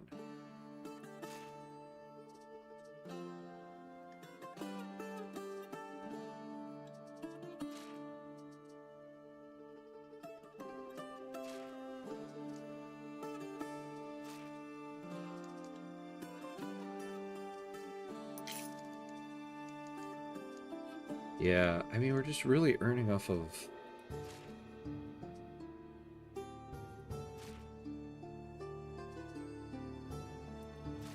taxes and stuff.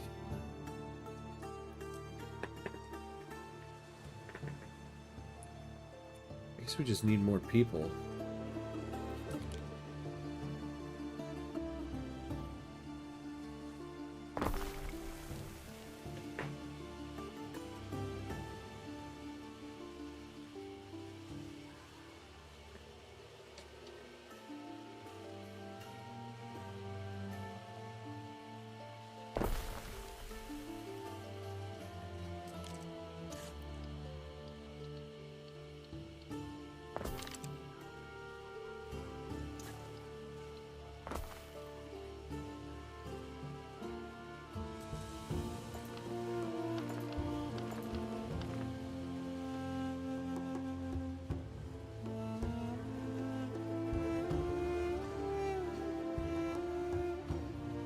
I love this. This is like real time.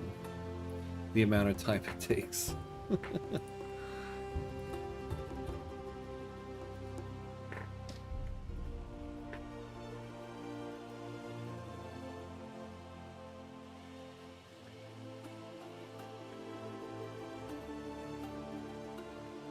We still have not cut into this.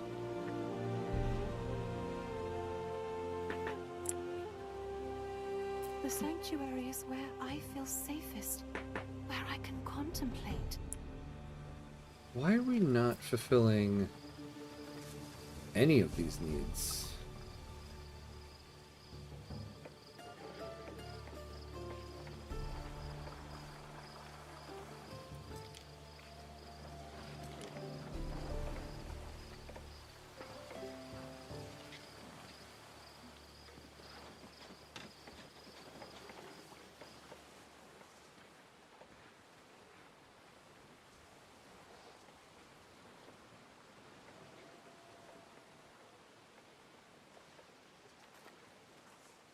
This needs mackerel and salt.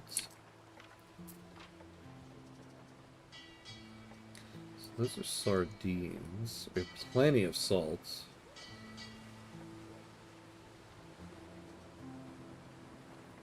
A little bit of mackerel.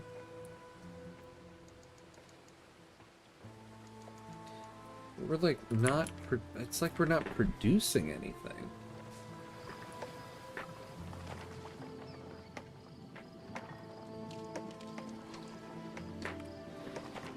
Hey! Arfrul Wiz, hello, hello. Finally, you're on my game. How do you like this? Oh, is this one yours? Yeah, I like it. I like it a lot. I'm a fan of the Anno series. I was a big fan of Anno 1800. First time, so just getting a chance to play through this one now. I didn't get to play it yesterday when it came out, but so this is really my first one. I think this is a masterpiece. Oh, cool. Yeah, I've been hearing a lot of great things about it. I've heard it's been very well received. And so far, I'm really liking it. We were just talking about how it seems like they took like all the best stuff from Anno 1800 and then are like have expanded quite a bit of it. And the production chain is just outstanding. Yeah, agreed. Yeah, so far so good. We're still pretty early. But yeah, I'm definitely liking it. Definitely going to be doing this for quite a few weeks.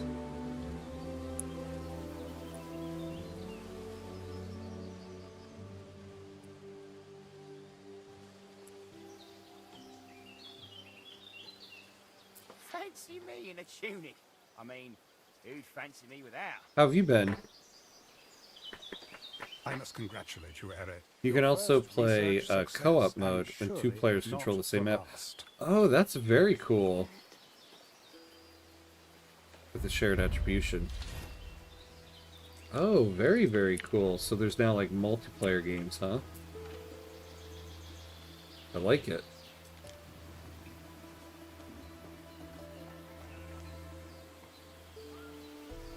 Yeah, so one focus on one island.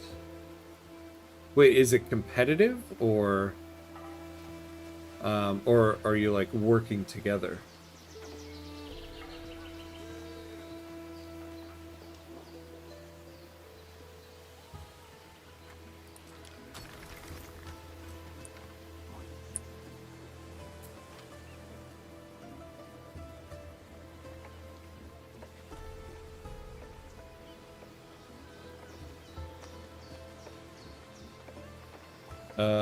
And you no, you control the same. Oh, okay. Multiplayer Anno stream. Viewers on all different islands. See, that would be cool. Share the same resources, tech. But you can build, for example, in one place and the other one in the other place. Oh, or you can build on the same island. That's kind of cool. Getting this empire back on its feet won't be easy. The Legion has a saying. If your attack is going well, you're walking into an ambush. You stand in the presence of Emperor Gnaeus Firmius Calidus, a former legate of the Legion. He nods as he surveys you before breaking out a childish grin, a grin with teeth. How do you wish to respond? A ruling emperor controls all provinces of the empire. The higher your reputation, the greater your privileges. Your reputation is displayed in the diplomacy menu. Yeah, let's hail him. Kissing my cheeks. I like it. I'm guessing you have only scratched the surface of the game so far. Yeah. I mean, this is my first playthrough of it, so... Now, I mean, I know the Anno series, so a lot of the game loop is still very familiar, but the unique stuff to this game I still have to get a hang for. But yeah, I'm still very early in my Anno 117 phase. The game is deep anyway, and if you play on max difficulty, it will make it more interesting. Yeah, we're on the second difficulty right now, since this is the first playthrough. Jack was trying to get me to go to the most difficult one, but I was too chicken for it. For example, you have max 4 fertility. Oh. Okay.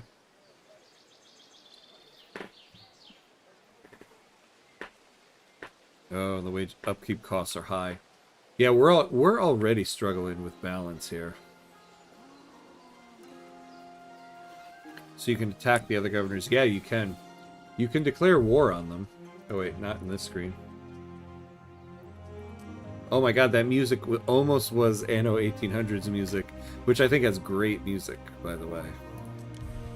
Yeah, you can... The governor, as I live and breathe. You can declare war.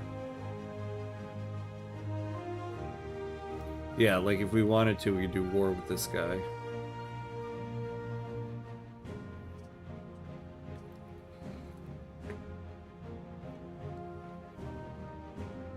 Yeah, why can't we get...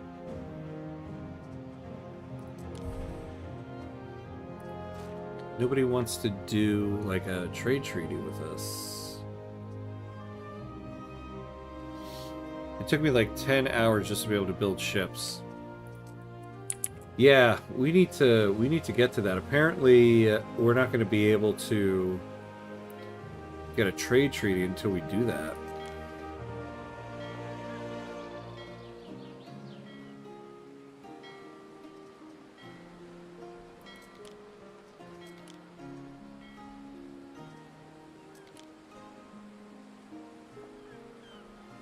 So we need 200...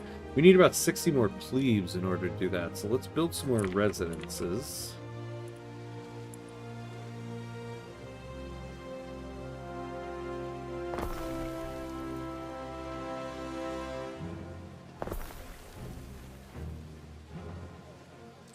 Time religious belief in your city was shaped to your advantage, Harry.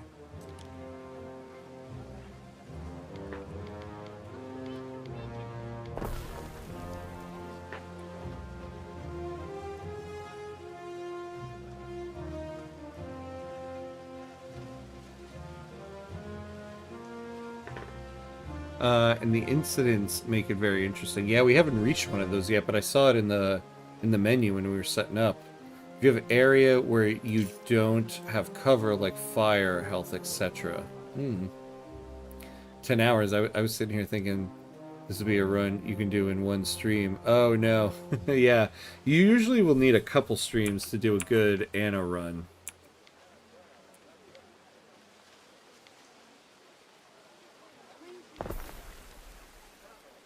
I think I misunderstood how deep the game goes.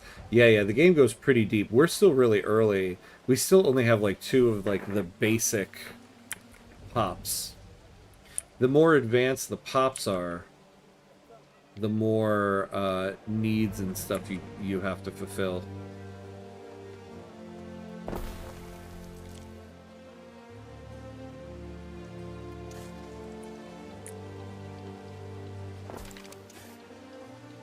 Harry, there are 2 gentlemen here to see you. Unless, that is, I am seeing double. Harry? The Roman Imperium is keen to support its governors. Funds were put forward to hire you an aide called Julius Lupus. However, there must have been some bureaucratic misunderstanding because there are 2 Julii standing before you. Identical twins. Question is, who would make the better aide? Brutus Julius Lupus? I don't think so. Gaius Julius Lupus. Oh no, Brutus, the guy who betrayed Caesar, and Gaius, the guy who betrayed everybody in Battlestar Galactica. I don't know. They're both betrayers.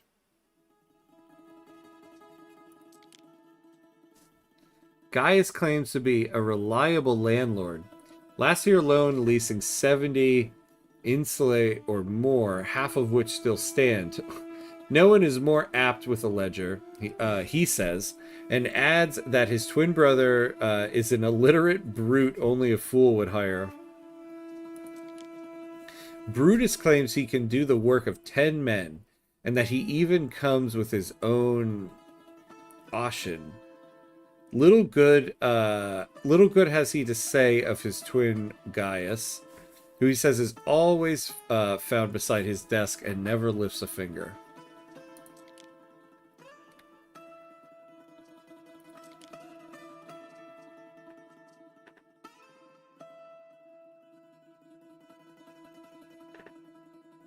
Oh, I see. So,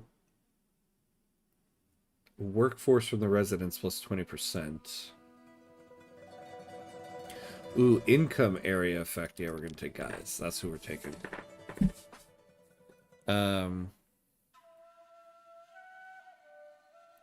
So you have to focus a lot on institution to keep people safe.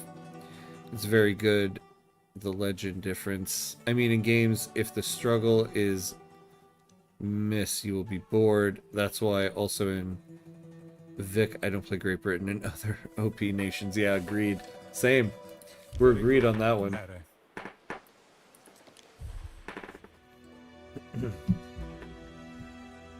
Pick any patron god. Some patron gods require research to unlock. Oh, interesting.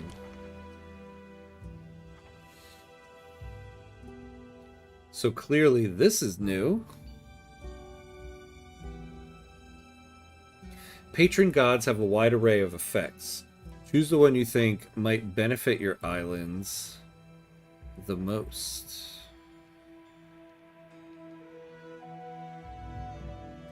Increase productions of sardines. Garum. Oh yeah, we could use that. Oysters. Mars.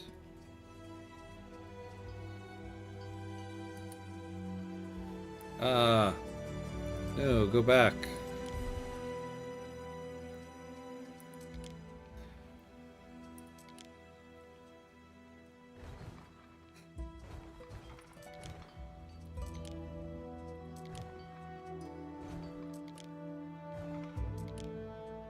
There he is. Bread, porridge, oats.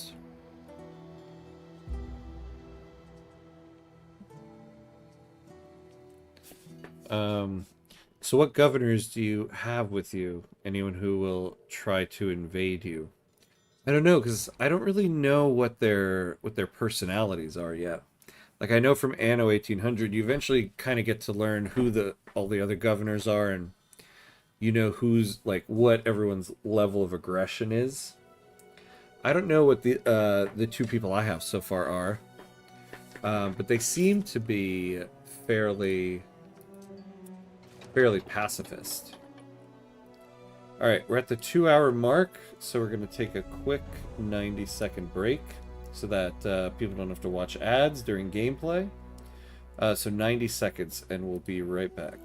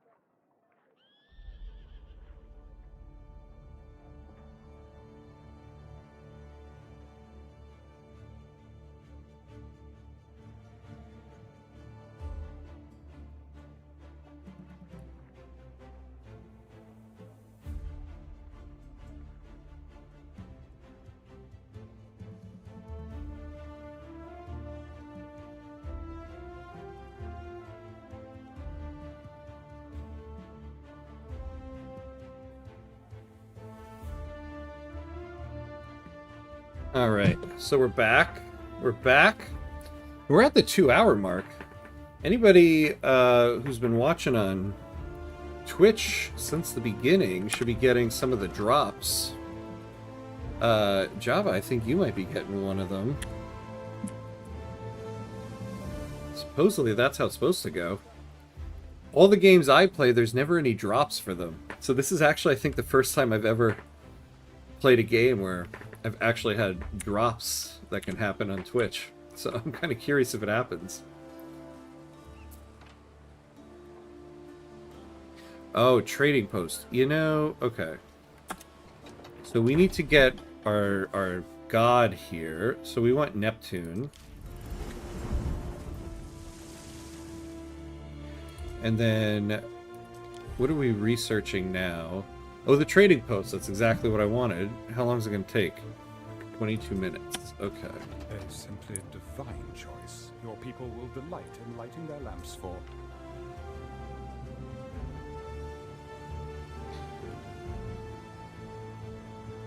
Oh.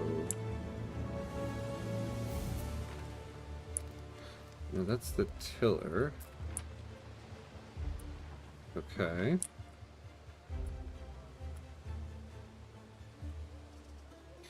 How's that trade route going?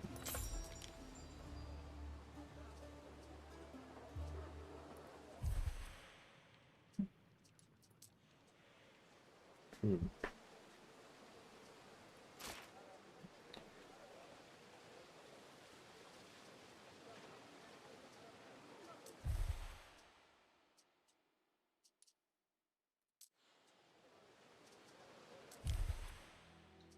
Yeah, so we have this one going. So what has that done?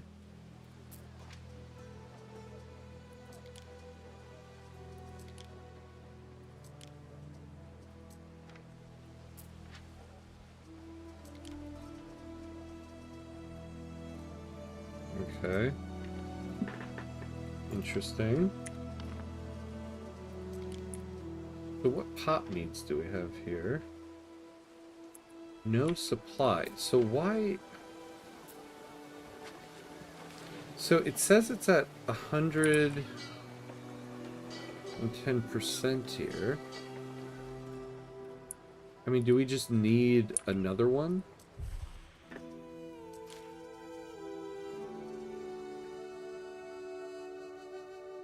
It says demand is 0.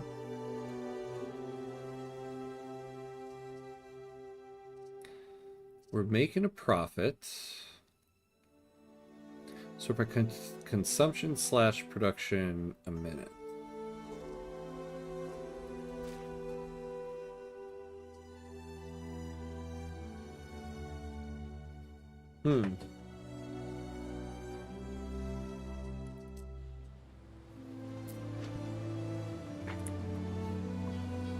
Cockham sardines, dripping with oil, picking me teeth with the bones. Oh.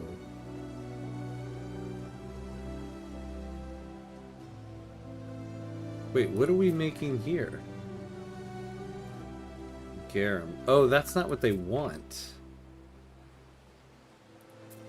Wait, so where is this garum going?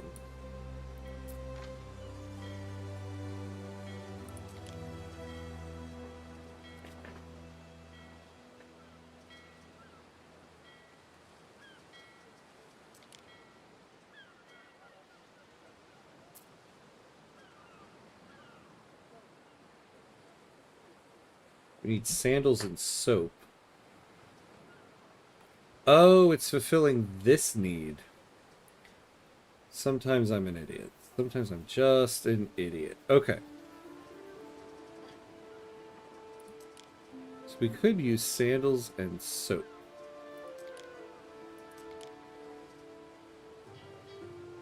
We need more plebes.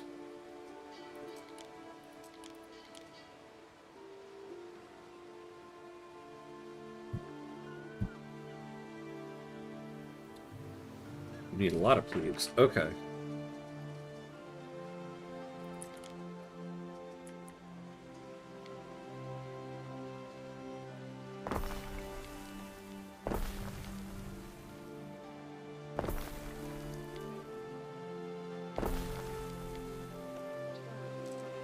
Although, yeah, now we're really getting into the the loggers industry there. Or I mean his area. Whatever. We need people.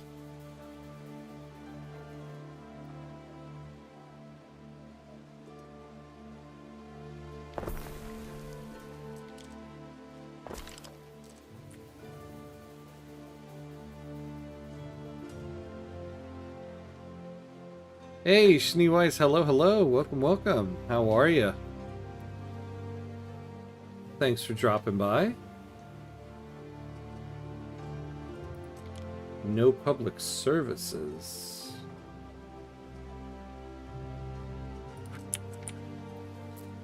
Ah, it doesn't reach you. Doing well, how about y'all? I'm doing good, I'm doing good. We're building our Roman island paradise here. Or something like that. What are you up to tonight? Other than obviously checking out some Twitch streams. Are you playing anything while you watch? Yes, so this would be a good spot for this stuff. Delving into EU5, very nice, yeah.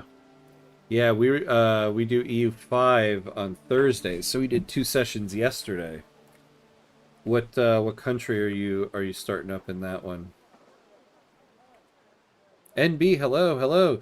You'll need lots of space in the middle for more public buildings, yeah. Yeah, that's why I'm thinking this will be a good spot right here, and then we can keep building houses around them.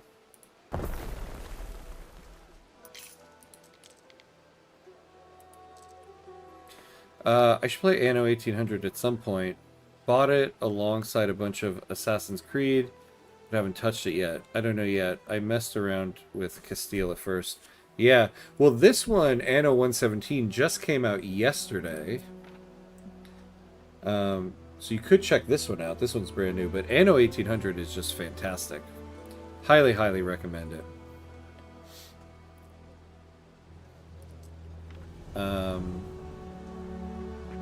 And Castile, yeah. Castile is the one I'm doing offline. I do like Castile. It's been proven to be fun. If you like EU5, I recommend the Discord. Yeah, we've had some great EU5 discussions. Yeah. Yeah, we have the ham court here that my friend Jack there runs. Let me throw the link up there.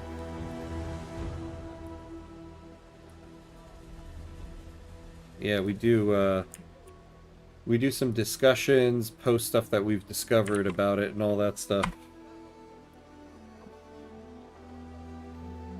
I just played 4 hours straight. Awesome game, so...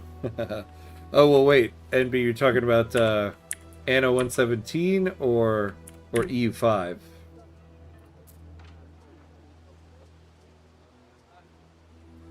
Yeah, so we need another market as well. Let's do a market.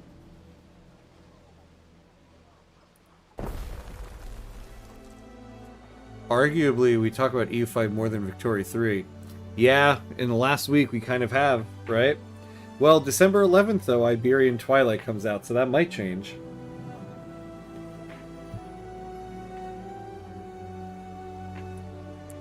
I was looking at the DLC schedule for Anno here. Quite a long way away. Which, I'm not complaining, rightfully so. The game literally just came out yesterday. But there's just something looking at the schedule where I'm like, oh man, that's a very long time from now. We're both very small fish. Alright, here we go. So fill those needs. This hat keeps the sun safe from my flare.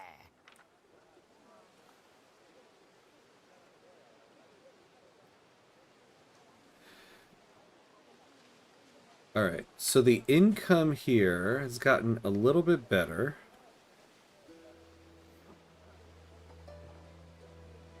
Yeah, I suppose if we weren't paying that loan, we'd be okay. Castile just seems so big.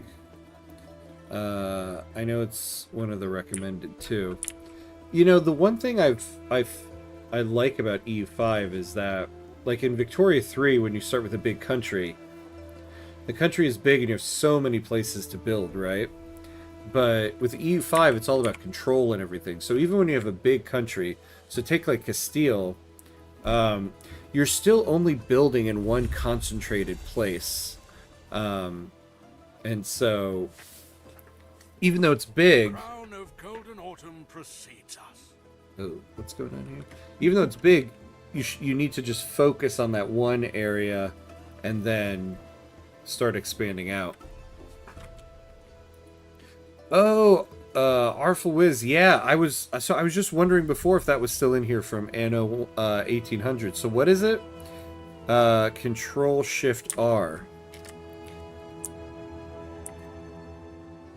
Oh, they kept it. They kept this. I'm so glad they did, because I loved this feature in Anno 1800, and this is like straight out of Manor Lords too.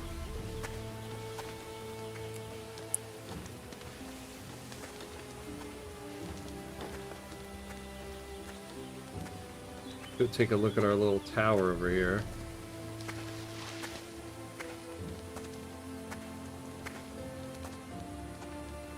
I love little stuff like this in games. Ooh.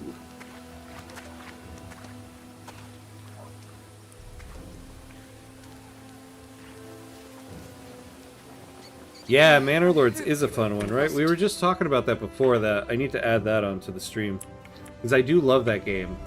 I've never streamed it yet, though. But Jack is saying they're going to be doing a big update soon, so it might be a good time to start doing that.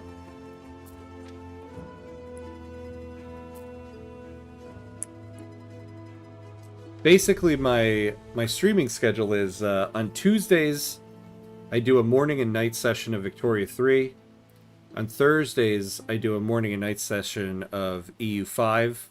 And then Fridays is kind of a more variety stream. We kind of switch the games up regularly. So this is our first Anno 117 run on Friday. We'll probably do this for a couple weeks, but eventually at some point we'll switch Fridays to another game. But Tuesdays and Thursdays we do Victoria 3 and EU5.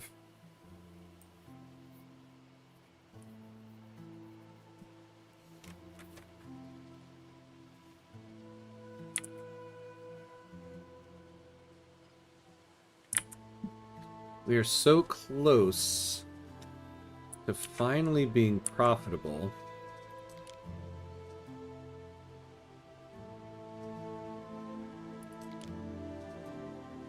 Oh, you can finally build barracks. But it costs 1,000. I would rather not do that.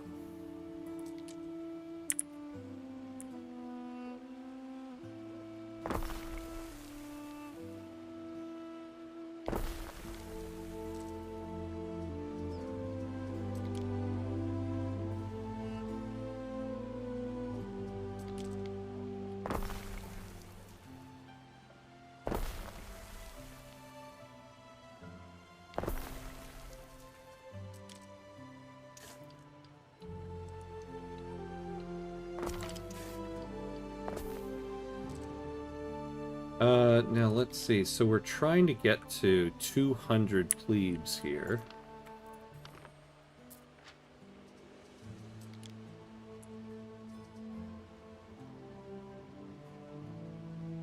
Yeah, we're gonna need to increase our production of their goods.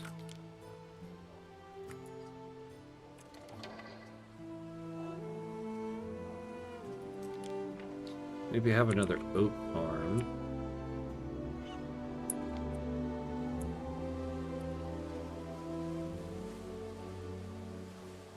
Yeah, actually, this'll work well.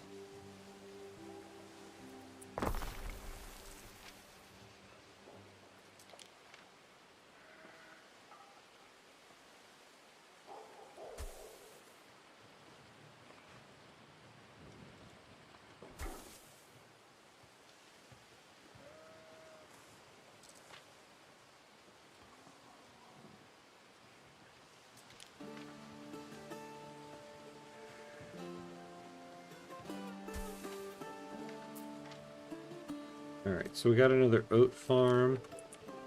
And we should do more porridge. I always make enough to make it next market day. So we got a lot of the Libertus people now. We still don't have enough. Oh, and also I'm an idiot. I need 200 plebeians. Well, we definitely have the people to upgrade now.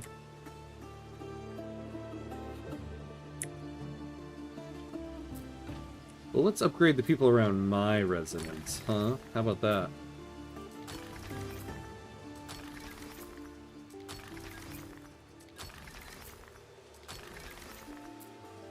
So we need to get the dock there so we can start building ships, so we can also try to maybe Having walls got my name on it.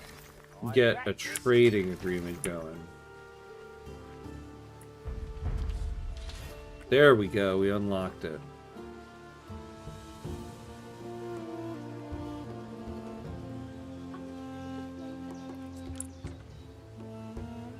We should expand our fleet of ships for goods transportation and patrol of the seas. Oh, you don't say. Your first shipyard, is it? A first paddle into this great, wide world.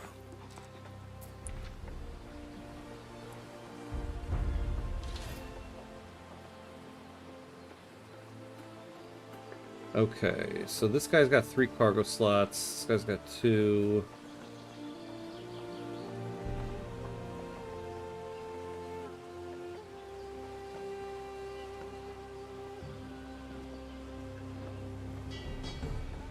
So to build this, yeah, we need 10 rope and 10 sails.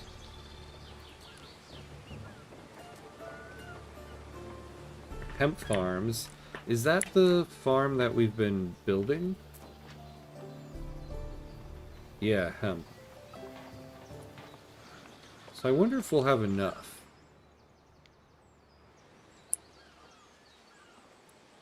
I have to say, this is definitely not my best designed city. How about I show you the ropes when it comes to ships? Spin you a yarn? I think the people should start unionizing for better wages. In Anno 1800, you can have unions. Not really. It's a union building and you can get added benefits. They don't actually unionize. But this is ancient Rome. They never heard of such a thing as unions. And we're gonna keep it that way. Thank you very much. What are you doing to me there, Jack? How dare you, sir? How dare you? Speak of unions.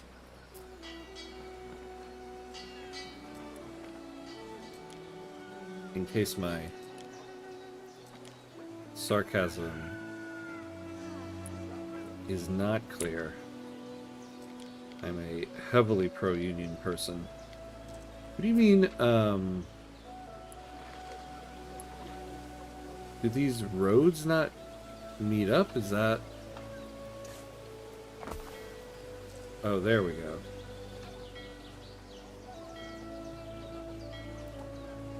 I'm going to time travel just to introduce all your people to minimum wage. No! Trading can now be upgraded and so benefit from increased storage and extra loading ramps. That's okay. I'll just tell them, oh, I don't need to pay you extra wages. I'll just pay you in 1 extra chicken. This was the time when that kind of thing, you know, that was a valid thing to say to people. How about I just give you 1 extra chicken? And people were like, oh my god, an extra chicken? Sold.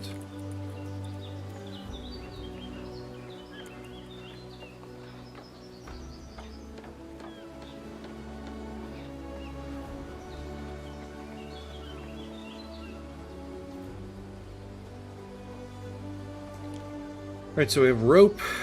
We need sails.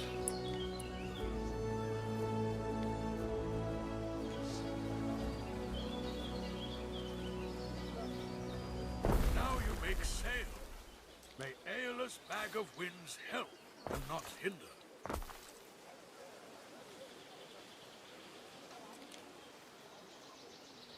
Oh boy.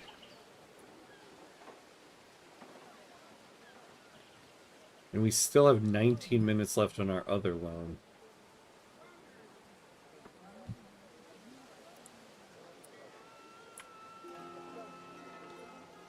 Oop, what am I doing? I'm hitting all the buttons.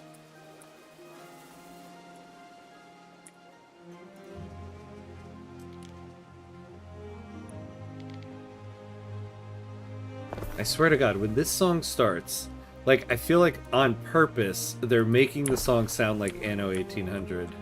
Each deity confers unique blessings. Change your patron god as... There's a new hire at the local... I said only an ass would dream of asking the governor. There's a new hire at the I'm an local ass. taberna who claims he can cook anything. Any possible thing. Worried something might be fishy here, and I don't just mean the Garrow. So what's the quest? Yes, young squirrels. Oh, I've been offered a gift of money. You've been offered a gift of money. Accepting or declining will have different consequences depending on the gift-giving governor. I mean, we're definitely going to take that money. Wise, perhaps. Only time will tell. Might I make a suggestion? You will? Why, my trough. Provide needs to your population that contributes to the money. The income attribute is the main way to gain denarii. Each residence contributes, so building more residences will increase your income. Most buildings have maintenance costs, which are a constant expense. You can pause buildings to reduce expenses. Ships and troops also have maintenance costs. In your trading post, you can define which goods to sell to passing ships. This provides a good source of passive income and uses of goods you've overproduced. Oh, I wonder if you can raid other governors' trade ships. That way.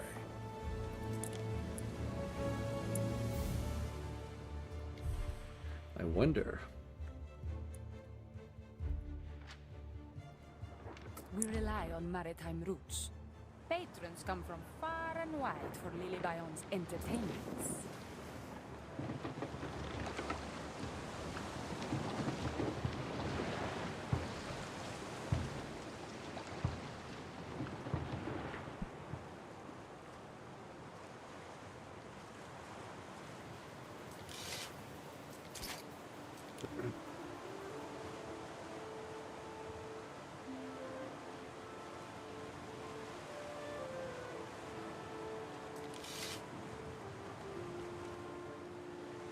Yeah, you flee from danger.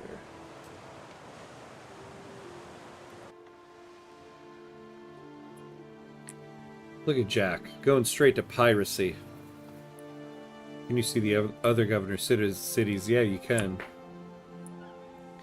So here's that guy, Tarragon.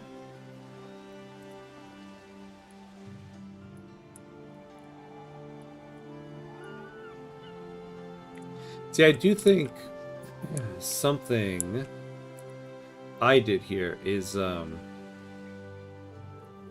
sometimes it's best in Anno to do slow expansion. Wow, look at these guys.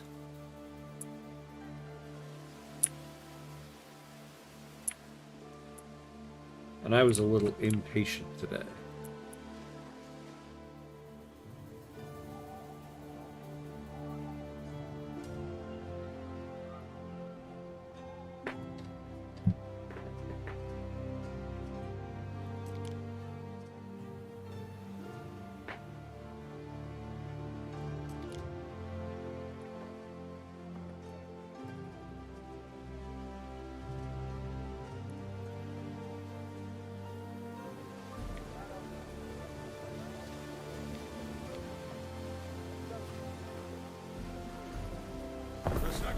Military fixes me still. Never desert your duty. Never desert your fellows.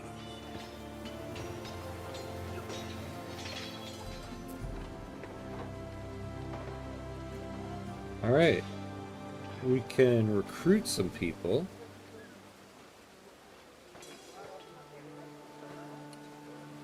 So it'll take 98 maintenance cost.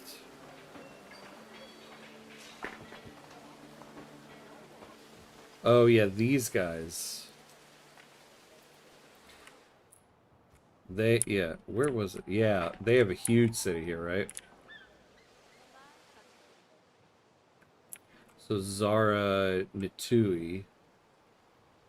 E2. And she paved the whole thing. I mean, how do you have time to decorate? I don't know how that works.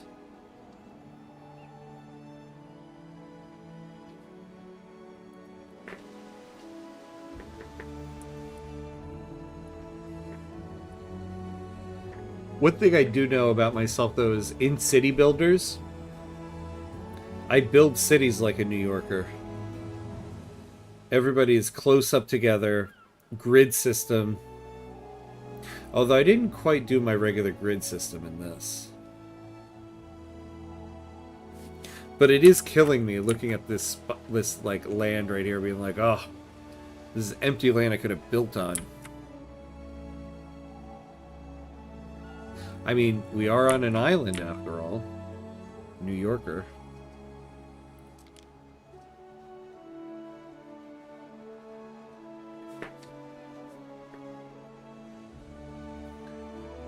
Yeah, we don't need this.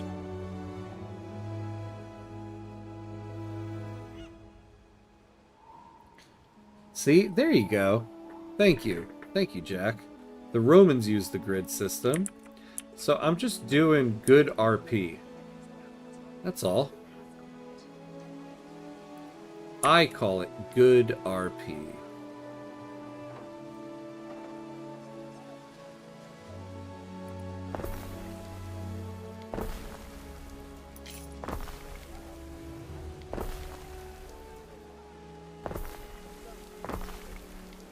Speaking of which, let's get more people to pay those taxes.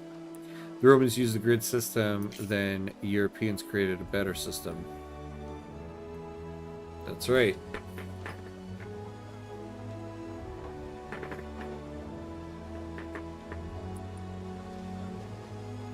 And the Americans are stuck in Roman times. We are.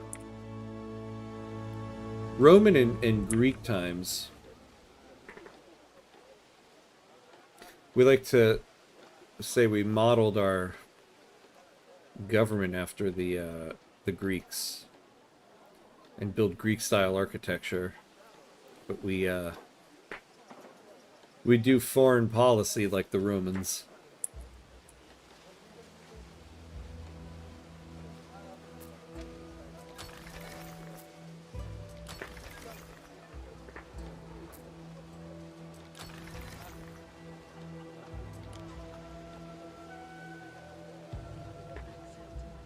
Oh man, I need 66 more plebes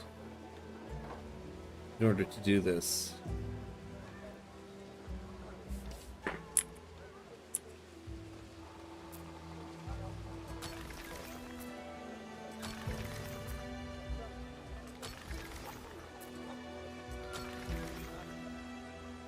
Tunic.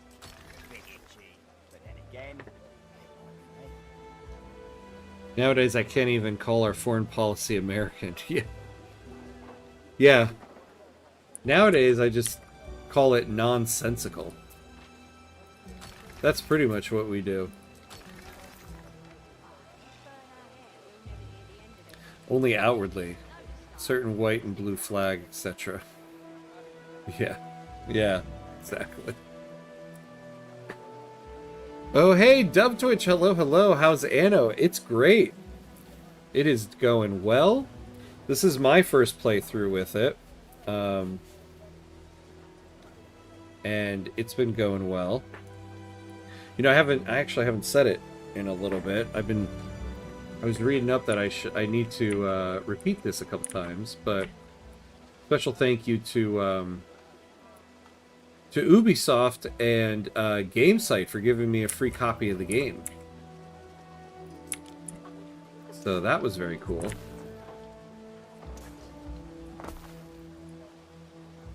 Though I'm under no obligation to play it or do anything with it. But unbeknownst to them, I had already planned on streaming this game on today or tonight.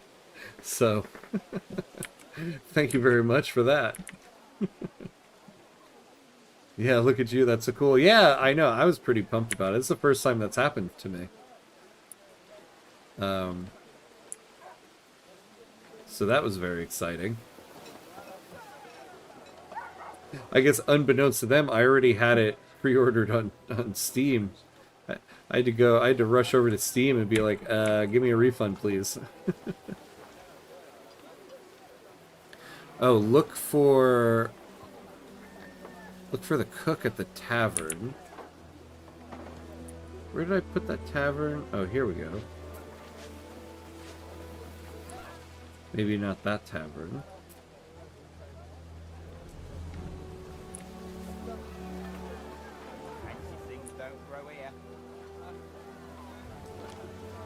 That's a flex to your little ones, yeah.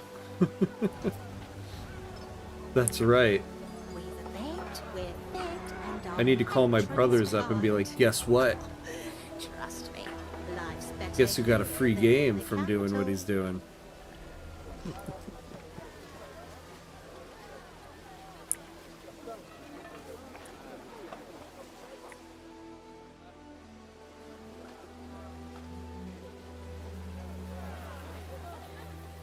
See, that's the problem though when you're in your 40s and you have kids. That I feel like most of my friends are now the parents of my kids' friends. And some really good friends, but none of them are gamers. So I could do that flex with them, but I think they'd be like, okay, that's cool. Good for you, man. The girl is much like the Dominus. Have you picked a name for your city? Oh, Laplace, hello, hello. How are you? Good to see you, my friend. hello, my American streamer. As I have my Algeria jersey on. Yeah, hello, how are you? No, I have not picked a name. Look at that, I didn't even know we could. Oh my god, what do we name? What do we name our city?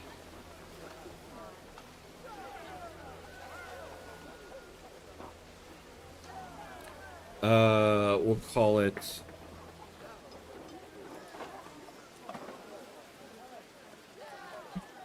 Norfolk's Newest. There we go. Like, it's just like home. Until we find a better one. You know what? If anybody's got a better one, give me one. We'll throw that in there. Why not? I think it's exciting that parents of children are actually starting to play video games and understand them. Yeah, I know, right? You know, I don't know. I don't know if I've told this story on stream yet, but the one time I finally got some respect for my daughter, she's 7 years old. My kids are really into Minecraft. And Minecraft is just like, I'd never played Minecraft before, but I mean, it looks cool when I watch them play it. Oh, Hamcuts Heights! Jack, you know, you are... We gotta bring it back. Hamcuts Heights. There we go. Bringing it back on Friday night stream. Friday nights are all about the Hamcuts Heights. Very well played. Yeah, so my kids are really into Minecraft. I never played Minecraft before. But, you know, I've watched them play it, and I've played games similar to it. So I kind of get what's going on. And it seems pretty cool. And so there was one day they were off from school, and the both of them really wanted to go to Chuck E. Cheese. And I really, really did not want to go. I really did not want to go. And so they play they played Minecraft on the Switch, and we have 2 controllers. And so I said to them,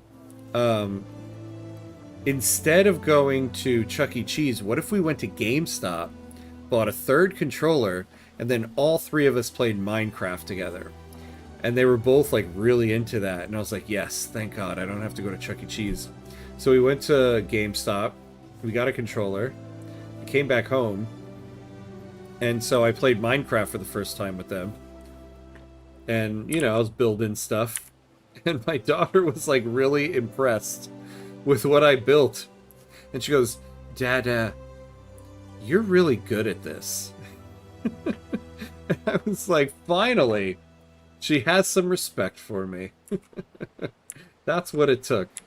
I had to be good at her video game in order to get some respect.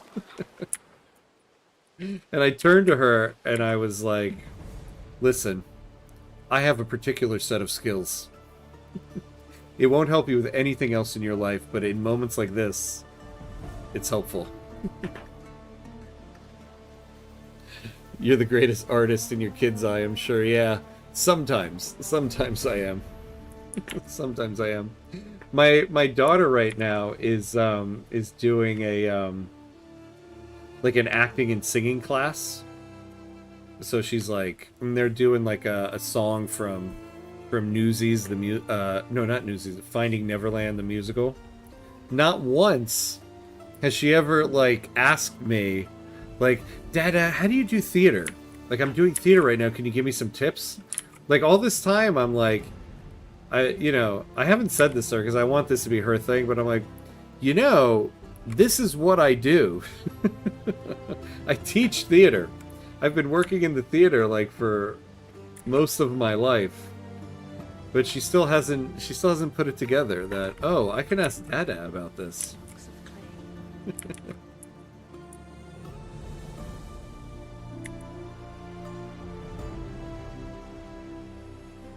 Do you have an advice with burnout?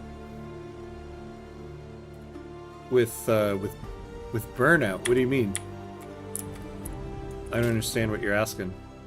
You represent the establishment. She's a real artist. Yeah, that's true. That's true. Yeah, she's a real artist. Yeah. You know, that reminds me, yeah, there's like this great George Carlin bit where, and I'm gonna like totally paraphrase and butcher this, but he talks about how the problem with trying to raise your kids to be like a rebel is that for a kid, it's basically like what you just said, like you're the authority. Like you can't teach your kid to fight authority because you are the authority in your kid's world. It was something like that, and I heard this well before I had kids, and I was like, oh man, yeah, totally. You mean in burnout in general? You know, when you burn out from life, any advice to get through with that? I think, honestly, the way that you get through with burnout is, and it took me a long time to kind of learn this, is just like don't be afraid to tell people, no, I can't do this. I can't go out right now. I can't go hang out. I can't go do this thing. Like, don't be afraid to be like, and you don't necessarily have to tell people this, but I need to just sit at home by myself tonight, and do my own thing. You don't always have to go out. You don't always have to help somebody with something. You don't always have to do the thing. Sometimes you can just sit at home and play a video game and veg out, and that is helpful to you. It reminds me of like actually some really good piece of advice I heard when I first became a parent. Somebody was like, you need to take care of yourself and your own mental health, because if you aren't in a good mental place, then that's not helpful to your kids either. So if you're feeling burnt out, like, don't be afraid to tell people literally tell people I need a mental health day, or like I need a day where, or say I'm not feeling well today, and you're not telling a lie because the truth is mentally you're just not. You need a day. I guess that's how I deal with it. I see that. Strict parents sometimes make rowdy kids. Yeah, rowdy parents make strict kids for stability sometimes. Yeah, exactly. Yeah. Because, like, whatever you tell somebody they can't do, the longer you tell them they can't do it, the more they're going to want to do it. It reminds me of how, I always hear this, that, like, when American, like, teenagers or young 20-year-olds go to Amsterdam, all they want to do is, like, smoke weed like crazy, and they go nuts. Maybe not anymore now that everything's getting legalized here. But I remember when I was 18, 19, that's what I heard. Because you can't do that here. But over there, everybody grew up with it, that by the time you're 18, 19, you can. It's not a big deal. But they would say, man, all the American kids come here and they go nuts because they can't do it. Anything you're not allowed to do for the longer period of time, the more nuts you're going to go with it when you're finally on your own. Saturday is the day I take a liberty to do nothing. See, yeah, that's good. That's good. I think the issue with some parents is they don't let kids be kids sometimes. Yeah. Yeah. I think my problem is I let my kids be kids too much. Because there's a lot of parents who, like, overschedule their kids and have them in a million activities. I have my kids in some activities, but the problem is, and I've discovered this, is when my kids are in activities, I'm in the activity. And I gotta take them. Like, I have to get my kid to, my 5-year-old son, to an 8 a.m. soccer game tomorrow morning.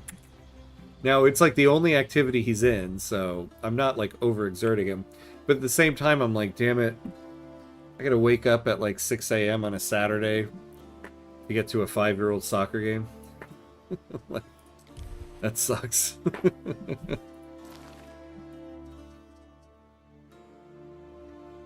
Oh, man. Okay, did we run out of...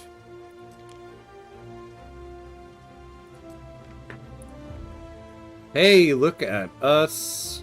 Oh, we're in the positive. We've paid off that loan. So now we're in the positive. I think it's good to let kids be kids sometimes. I don't think parenting always has to be about strict rule setting. Yeah. Yeah, it's not good for the kids, and now I've kind of learned after being a parent, it's not good for you as a parent either. To constantly be like, I gotta be on top of this, I gotta police this. Like, you also need to just sit and veg out sometimes, you know? Reminder that wake up and depressed meme. Oh man, I don't know that one. I don't know that one. Let me search it real quick.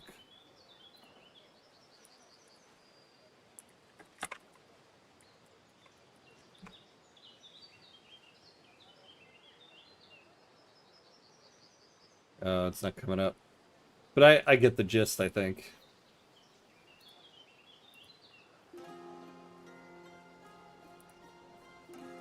Yeah. There's many times in life I'm just like, yeah, I can't do this. Or like when someone asks me to do something, I'm like, I mean, there's many times I do things, you know, it's not like I do nothing. But sometimes I'll be like, I can't make it to this meeting, I can't go to this thing. I need a day. And I used to feel bad about that type of thing. And I don't feel bad about it anymore.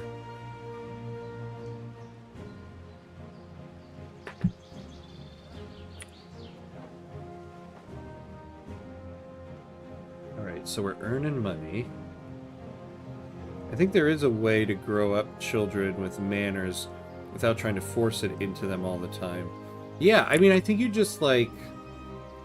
You just call them out when it happens, you know? Like... Wait, what are these little floating things here? Like with my kids, you know, Tell them when somebody holds a door open for them or somebody does something, be like, say thank you guys, and they say thank you, you know. Or when they do something rude, just call them out and be like, that was rude, what are you doing? But I don't think there's any special knowledge. The thing I've learned about raising kids is that the secret is nobody knows what the hell they're doing. And anybody who says they know what they're doing, that's the person who's probably doing a lot of wrong stuff. Sometimes I see parents making such a big deal out of it and lecturing their kids in restaurants for like 10 minutes on what they did wrong, and I don't think that does anything. Yeah. I think it depends, though. I think it depends on the context and the backstory to it. Because, yeah, like if your kid is like running around and being a little rowdy, you'd be like, okay, stop it. And many times the kid will just sit down, but sometimes too, it's like a kid will remember something if you make it seem important. So if this is a behavior that's always happening and they're never listening, if you stop them and be like, this is really bad, you need to stop this now. Now that doesn't mean like yelling, but like pulling the kid aside and looking at them like sternly and being like, that's enough. That's something they'll remember. But yeah, it can't be for every little thing. Because then the times that you really need to be like, what you're doing right now needs to stop now. Like, it loses the effect if you're doing that with everything. Why you don't have vendor buildings to boost your house's income? Well, that's a good question. Why don't we?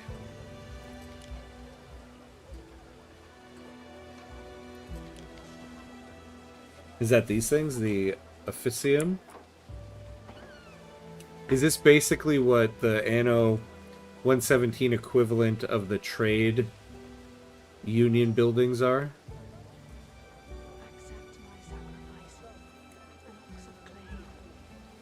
I can't relate, I don't have kids. Yeah. I mean, I also don't think, I mean, yeah, I mean, I guess that's true. You can't relate, you don't have a kid. It's all relative. Life is all relative. Experiences all translate in some way. No, pick the tier 1 building and check the spinner, for example. Oh, okay. What happens in Taverna stays in Taverna.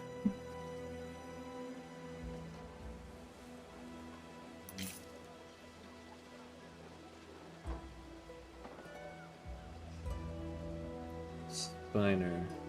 The Spiner. I don't know what you're referring to. Again, this is first run through here. I guess I should have put the tag on that. First run through. So I have a level 1 residence here. Pick tier... Oh, wait. Tier 1 buildings. So not residence. Okay.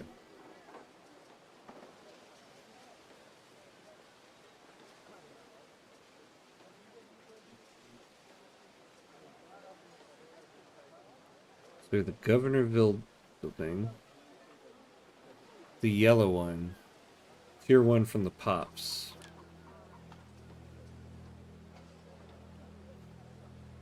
The yellow one. The yellow one.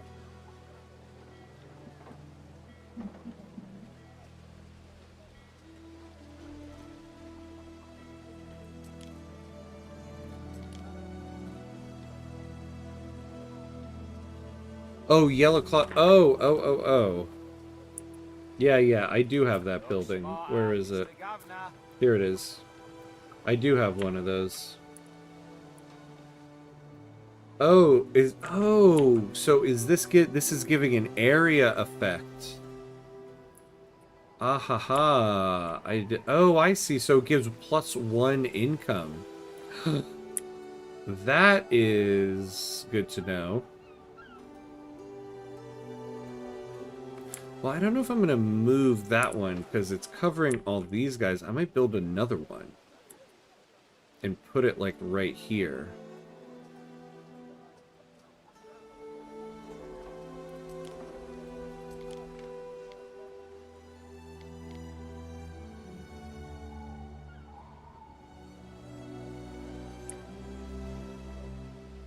Yeah, like...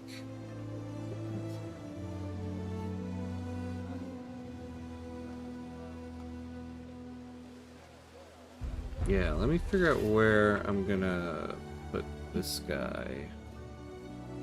Does the government end the shutdown already? I heard America want that Venezuela juicy oil. Yeah, the shutdown is now officially over. The Democratic Party gave in to everything and got nothing for it. As they always do and should have been expected. I don't know why I expected anything different. Unfortunately.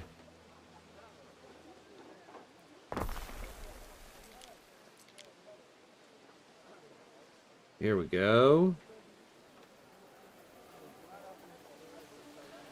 So we'll put these guys here.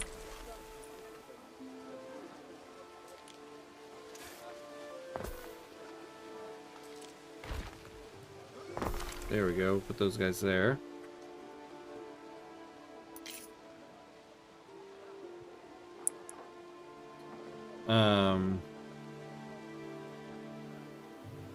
You need to have a warehouse around. Oh. I think... Ah, there it is. No warehouse in range. Yeah, the warehouse. Where could we put the warehouse? 'Cause I don't want to put a warehouse, like, right over here. That would be kind of pointless. Yeah, boo, as always, the Democrats. Yeah. Well, that's what you get from 97% politician funded by foreign governments. Yeah. I don't even think it's that. I think it's just I just think it's a party that's doesn't know how to fight. I mean, I'm not saying they aren't funded by that, but I'm just saying I think that they're ineffective. Where could we put this? You know what we could do? We have buildings here. We could try to put a warehouse right here.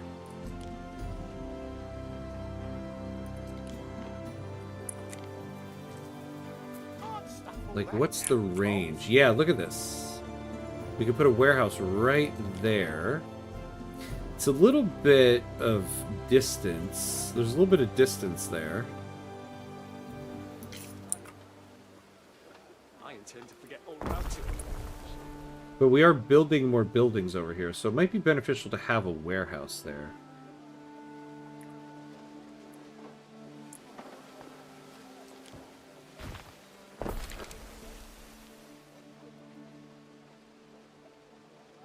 Yeah, legit. This game is like largely about logistics. Can't make something out of nothing, Gov. So how are we on hemp?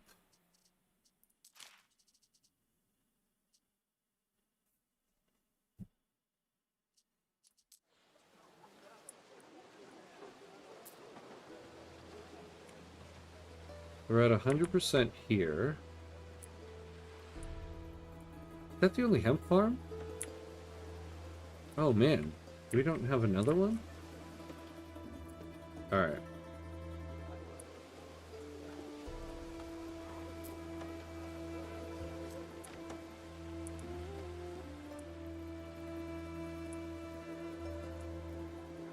We try to put it in here, actually. I think we might be able to.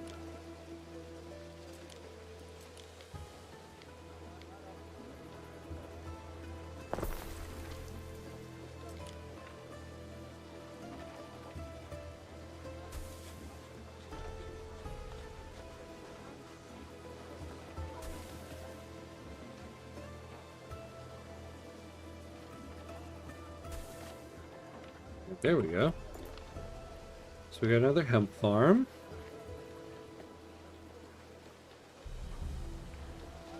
-2 looks like... What's -2? That resource list showing all the resources in the game, or just the ones you have unlocked? Just the ones I have unlocked. So this is basically my supply and demand breakdown. Although I guess I'll be honest, I don't really know what it means by current and potential.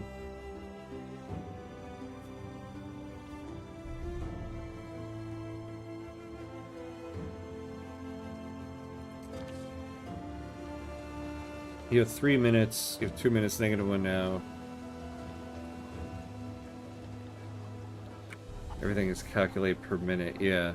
You produce 2 a minute and consume 3 a minute. Oh, are you talking about this?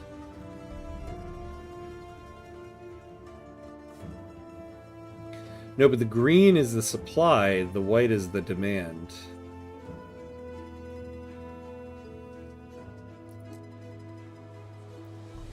I watched TLDR. They explain that Reform becoming the Forge Guy party, and they feel the council things. Care to elaborate?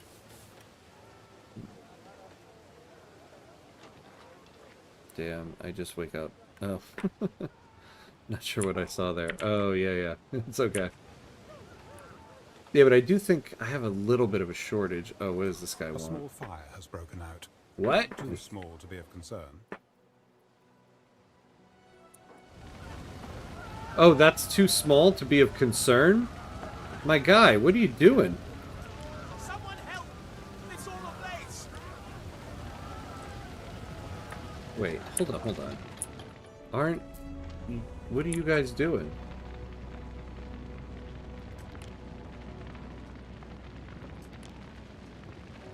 Oh, are they over there? Oh yeah, they're taking care of it. Oh yeah, look, they just ride around with kegs.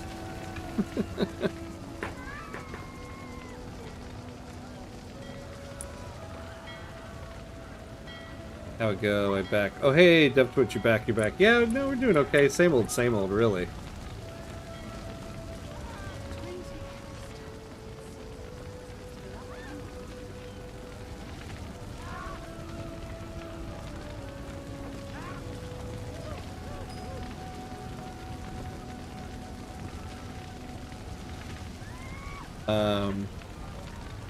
There's like an entire block of houses on fire, and he said it's no concern. Yeah, I know. How do I fire my advisor? Does you good to eat a sardine? Yeah, the institution is bad. I had 2 fire stations in an area, 5 buildings on fire. Oh my god. Yeah. Guess we need to increase our... Oh my god, somebody just fall off the roof? You know, I designed these poorly. I need to put a cross street in here. I love how all we hear is the screams of Ham's people. What a happy day. Just happy screams. Yeah, they're all happy screams. Nothing to see here. Whoa! Yikes. That's not good.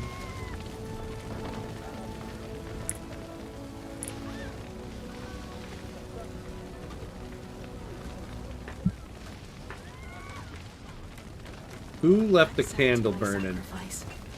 An ox of clay, an ox in spirit. Yeah, they are doing a terrible job. Although it looks like all they got are little wicker baskets of water.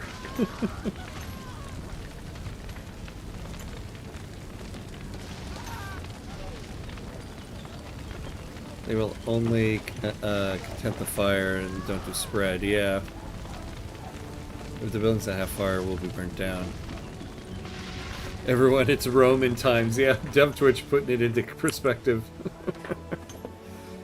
Alright. Well, we got it taken care of, so... Gonna have to fix everything. 10 days by sea, the gods smile on us.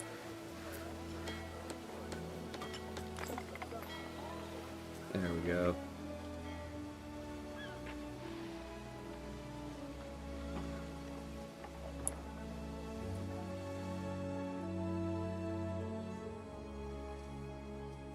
Alright, how are... Oh yeah, so... Dumpling hopes to die for. Oh, we finally got this stuff. Sandals and soap.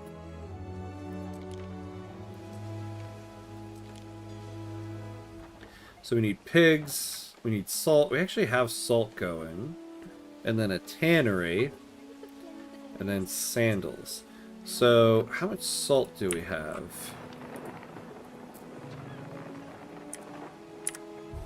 Oops. We got a ton, so we don't have to do that. Oh, you know what else? Market for everything, if you're desperate enough. I wanted to build a ship. We don't have any rope. I thought I built a rope place. Necessary materials haven't reached us. Oh, they have no hemp.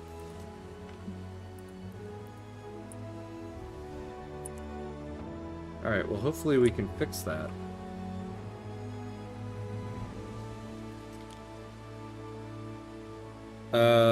Why you try the celts? Or did you try the celts? No, not yet, I haven't. This is literally the first run through I've done. On celts, when you have tier 3, you can unlock tier 2 and tier 3 Roman Celtic. Oh, that's cool. That's cool. I like it.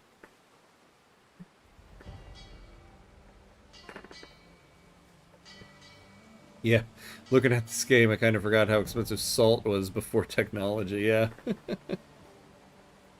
Yeah, imagine that. We just take that for granted now. So you have +2 extra tier building pop category. Yeah. Yeah, we're at the level 2. We're at the level 2 right now. I want to form the Celts in EU5 so bad. Oh, yeah. Oh, man. I gotta look into that this weekend. I mean, my country can produce many spices, but salt and sugar are luxury back in the day. Isn't that crazy how some things were, like, such a luxury in certain places of the world? But are harder to play. They have marsh, who can sustain only certain buildings. Oh, interesting. I'll have to check that out. Also, as much as I am absolutely loving EU5, the more I play, the more I'm not a fan of the UI around markets and goods. Yeah, it's a lot. It's a lot of information, a lot of small text. It makes you really appreciate the UI of Victoria 3, right? Hey, Voxar! Hello, hello! Hi, Ham. A little late to the stream and was watching the earlier parts. Saw you had a few questions. I could help with that, make the game a lot more interesting. Some of the buildings have area effects. Those effects will give bonuses or penalties to other buildings in the area. Yeah, so, and that's new, right? I don't remember that from Anno 1800. Like the spinner here. So how do where would I have seen that?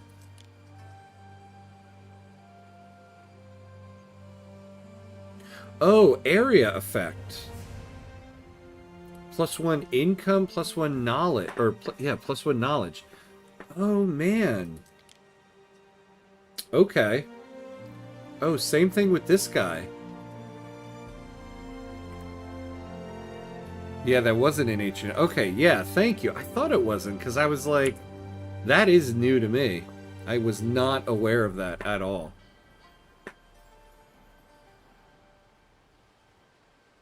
It just feels like a lot of clicking just to see why my building isn't productive. Yeah, I agree, I agree. That UI is... The UI is tricky, but I think there's more... The problem is there's more goods and more buildings in EU5 than Vicky 3, and I think that's part of it. I feel like they need to redo the menu that lists all the buildings. Do it like Vicky 3. Yeah, I agree. I would love that. Some text will add more effects so it can be beneficial to you to build the goods buildings near homes. Ah, okay. So that's like what the what the city layout was. See, I was still kind of in thinking in regards to Anno 1800. I was trying to feel to like build residences on this side of the island, work areas over here, but I guess that's not the gameplay for this one because you have these effects. Now, do effects stack? So like I have both these buildings that provide +1 income. So are these guys getting +2 income? Oh yeah, here we go. Oh, I see, I see. Active effects. It does stack. Ah ha ha. And they lose 2 happiness from having this one here. They do get +1 income. Oh my god.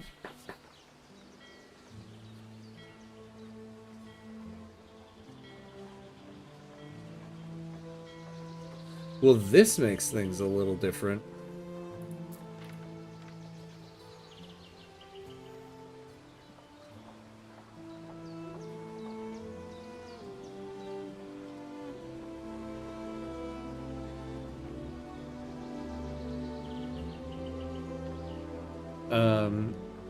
By the way, out of all the Roman emperors throughout from century, only one abdicates and live a quiet life. Which one was that?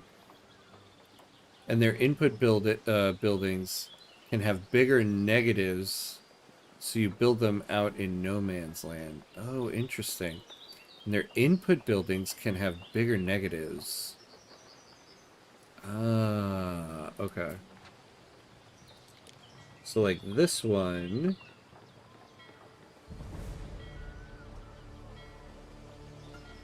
Oh, I get the +1 income on the work building too. Huh. Okay. Don't get me wrong, EU5 is amazing and I'm addicted, but I do think they need to redo a few of the menus. Absolutely agree with that. Yeah, I do absolutely agree with that. The UI is, the UI could be better. Only for different if you put 2 same buildings. Yeah. Trade is way better than EU4's, but definitely needs some change in 5. It's too unrealistic to do later on, which shouldn't be a thing. Should be as accessible as everything else. Yeah, agreed. City redesign time, yeah. We might. Now that I'm going to play with this for the next week, or I'm going to try to, I can start figuring out a more effective city design. And we can move things around.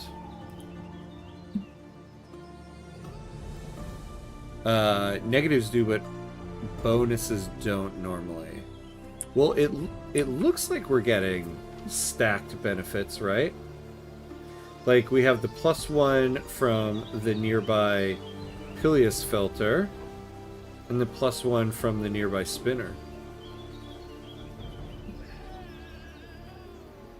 U5 managed to make Hearts of Iron 4 look a lot better. Yeah. All the buffs stack if buildings are different. Oh, I see. Try to build another one, but don't place it. It shows buildings it will touch.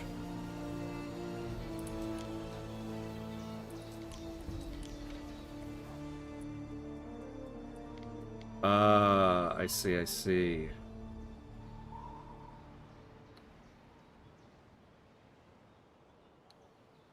Ah-ha-ha.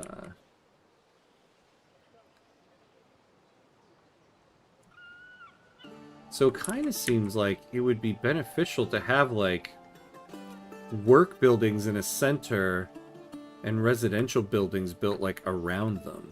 Like a work building center. Same apply with institution, for example, 2 fire stations only give +2 fire resistance, not 4. Oh, okay. I think EU5's UI as a whole is good, just a few menus need work.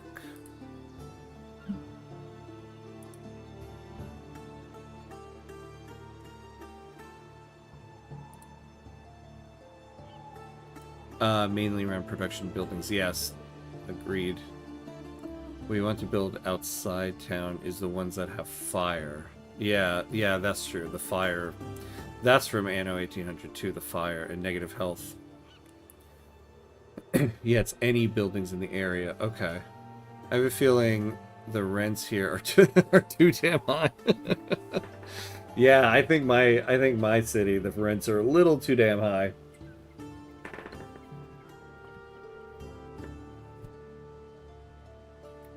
Diocletian, he retired just to grow cabbage in his hometown and tied with shenanigans of Roman Council military. Interesting. What are the AIs doing? Oh yeah, let's take a look.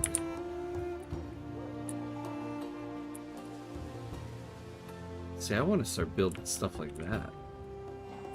Yeah, we need to start building up our military a little bit. I'm jealous of this, though.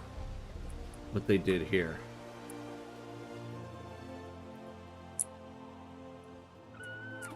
Yeah, everybody's got walls around them now. That makes me nervous. Only the humble retreats. Yeah, see, look at this. So this guy's got this thing here, but then all the residences around him. Interesting. As mayor of Hamcuts Heights, where would your first international visit be? I learned from the best, and I would say I wouldn't go anywhere. I'm the mayor of Hamcuts Heights. I would stay right in Hamcuts Heights. Also, watch out on scale of the city.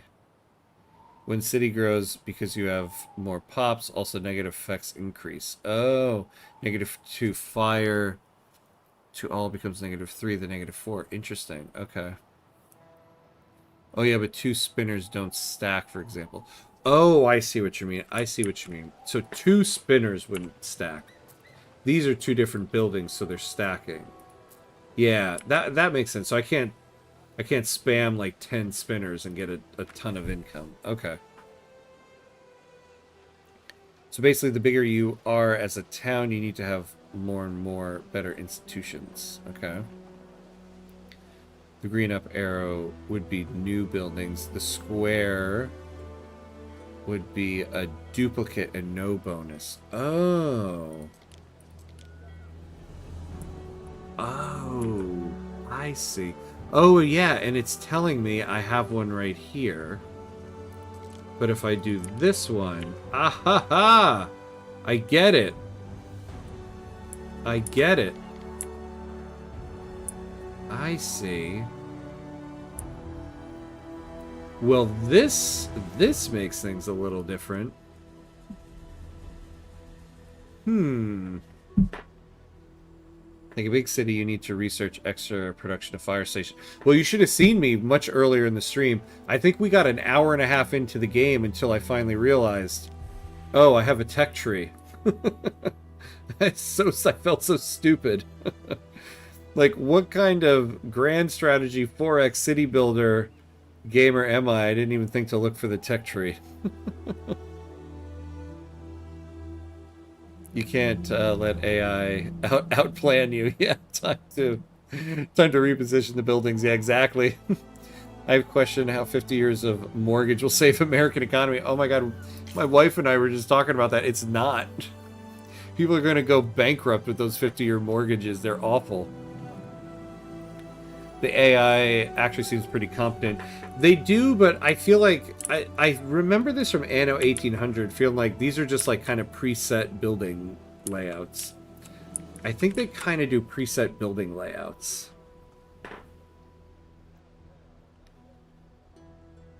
So in a way, the game almost forces you to transport your resources a longer distance. Yeah, that's true. It does, right? If I want to build the spinners in a central location, have the residences around it. Well, no, because I could do... Oh, no, yeah, because I couldn't have this big old farm right in the middle. Well, the thing to keep in mind, too, is once something is in a warehouse, it's everywhere. So, like, these buildings will deposit stuff in here.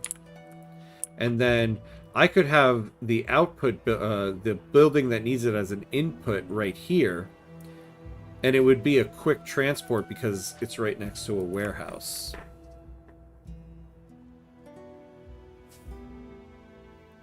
Last thing they do actually need to be working, so you have to supply them with the goods they need to function. Oh, that makes sense. The hat maker, for example, needs the sheep to provide the area effect bonus. Okay.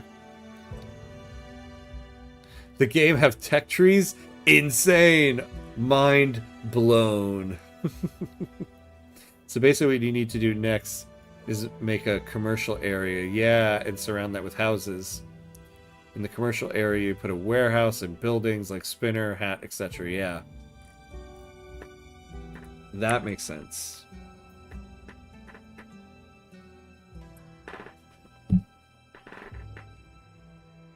Well, good to know. I guess that puts a different spin on what my New York City architecture blob city planning is. 50 years of mortgage, and by the time you pay that, you're old and enjoy and need to pass that to the next generation. No, that's the problem, is that a 50-year mortgage, I mean, to really be able to pay it off, you need to be buying a house in your 20s. Nobody can buy their house in their 20s. Nobody can buy a house in their 30s. So you'll be paying that off your whole life, and you'll die before you pay it off, and it'll go back to the bank, and then it won't go to your descendants. And we were watching something today that broke it down, the 50-year mortgage. What you end up paying in rent, you pay double the amount, or not rent, interest. You pay double the amount of interest. They said a 30-year mortgage, on if you took like a $400,000 mortgage, you would end up paying about somewhere in the range of like $400,000 dollars after like the interest and all that. But with a 50-year mortgage, that would be about $800,000. So you're kind of paying double. The commercial area must be big enough because later you also need to put the tier 2 buildings. Yeah, because eventually you're gonna have a lot more stuff. The city looks like it would be a nightmare for traffic. It would be. This city is like. Someday all the land is going to be filled up, so we're just getting ready for it. And he dare complain to FDR. I never complained to FDR. Well, there's some things I complain to FDR about.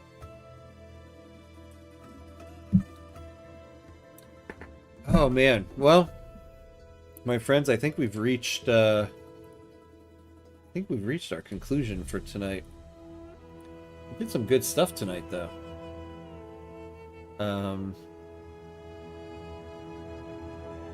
Let's see who we have here.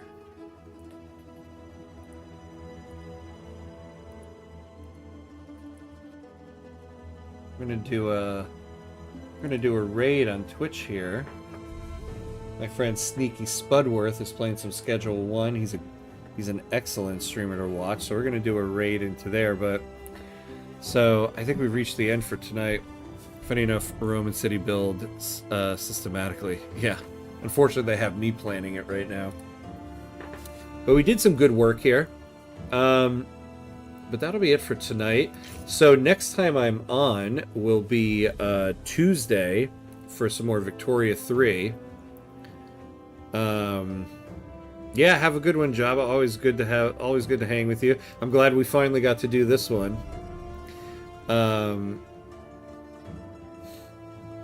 Oh, he compared 50-year mortgage to FDR's 30-year mortgage. Yeah. Yeah, but that'll be it for tonight. If you're on YouTube, this will be a good night. If it's on Twitch, stick around. We're going to be doing a raid. Did you enjoy it? I did enjoy it. And now that I know about these area effects, it like really changes everything. So I'm excited to start my offline run this week and really tackle that. More Anno next week? Yes, definitely. So next Friday we're going to do more of this. We're going to continue where we left off here. I think we'll do some Anno 117 for a couple weeks. and really dive into the game. Yeah, see you, LaPlace. Thanks for hanging out. But yeah, that'll be it for tonight. We'll be back on Tuesday. We'll be back on Tuesday for more Victoria 3. On Monday, I have the next episode of the Sweden Starting Step series coming out, so you can take a look, keep an eye out for that. But otherwise, thanks for hanging out tonight, everybody. Thanks, Artful Wiz and Voxar for dropping in and dropping some knowledge on me here. It was very helpful. Now I need to figure all that stuff out. Make sure make sure to join the Discord. Make sure to join Discord. I'm going to drop the link real quick. Everyone will just hang with me one more second here, where we discuss all these games.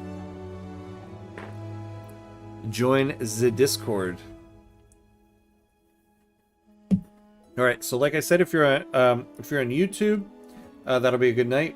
But if you're on Twitch, hang around. We're going to be doing a raid real quick. Otherwise, have a good night, everybody. And as always, be awesome, my friends.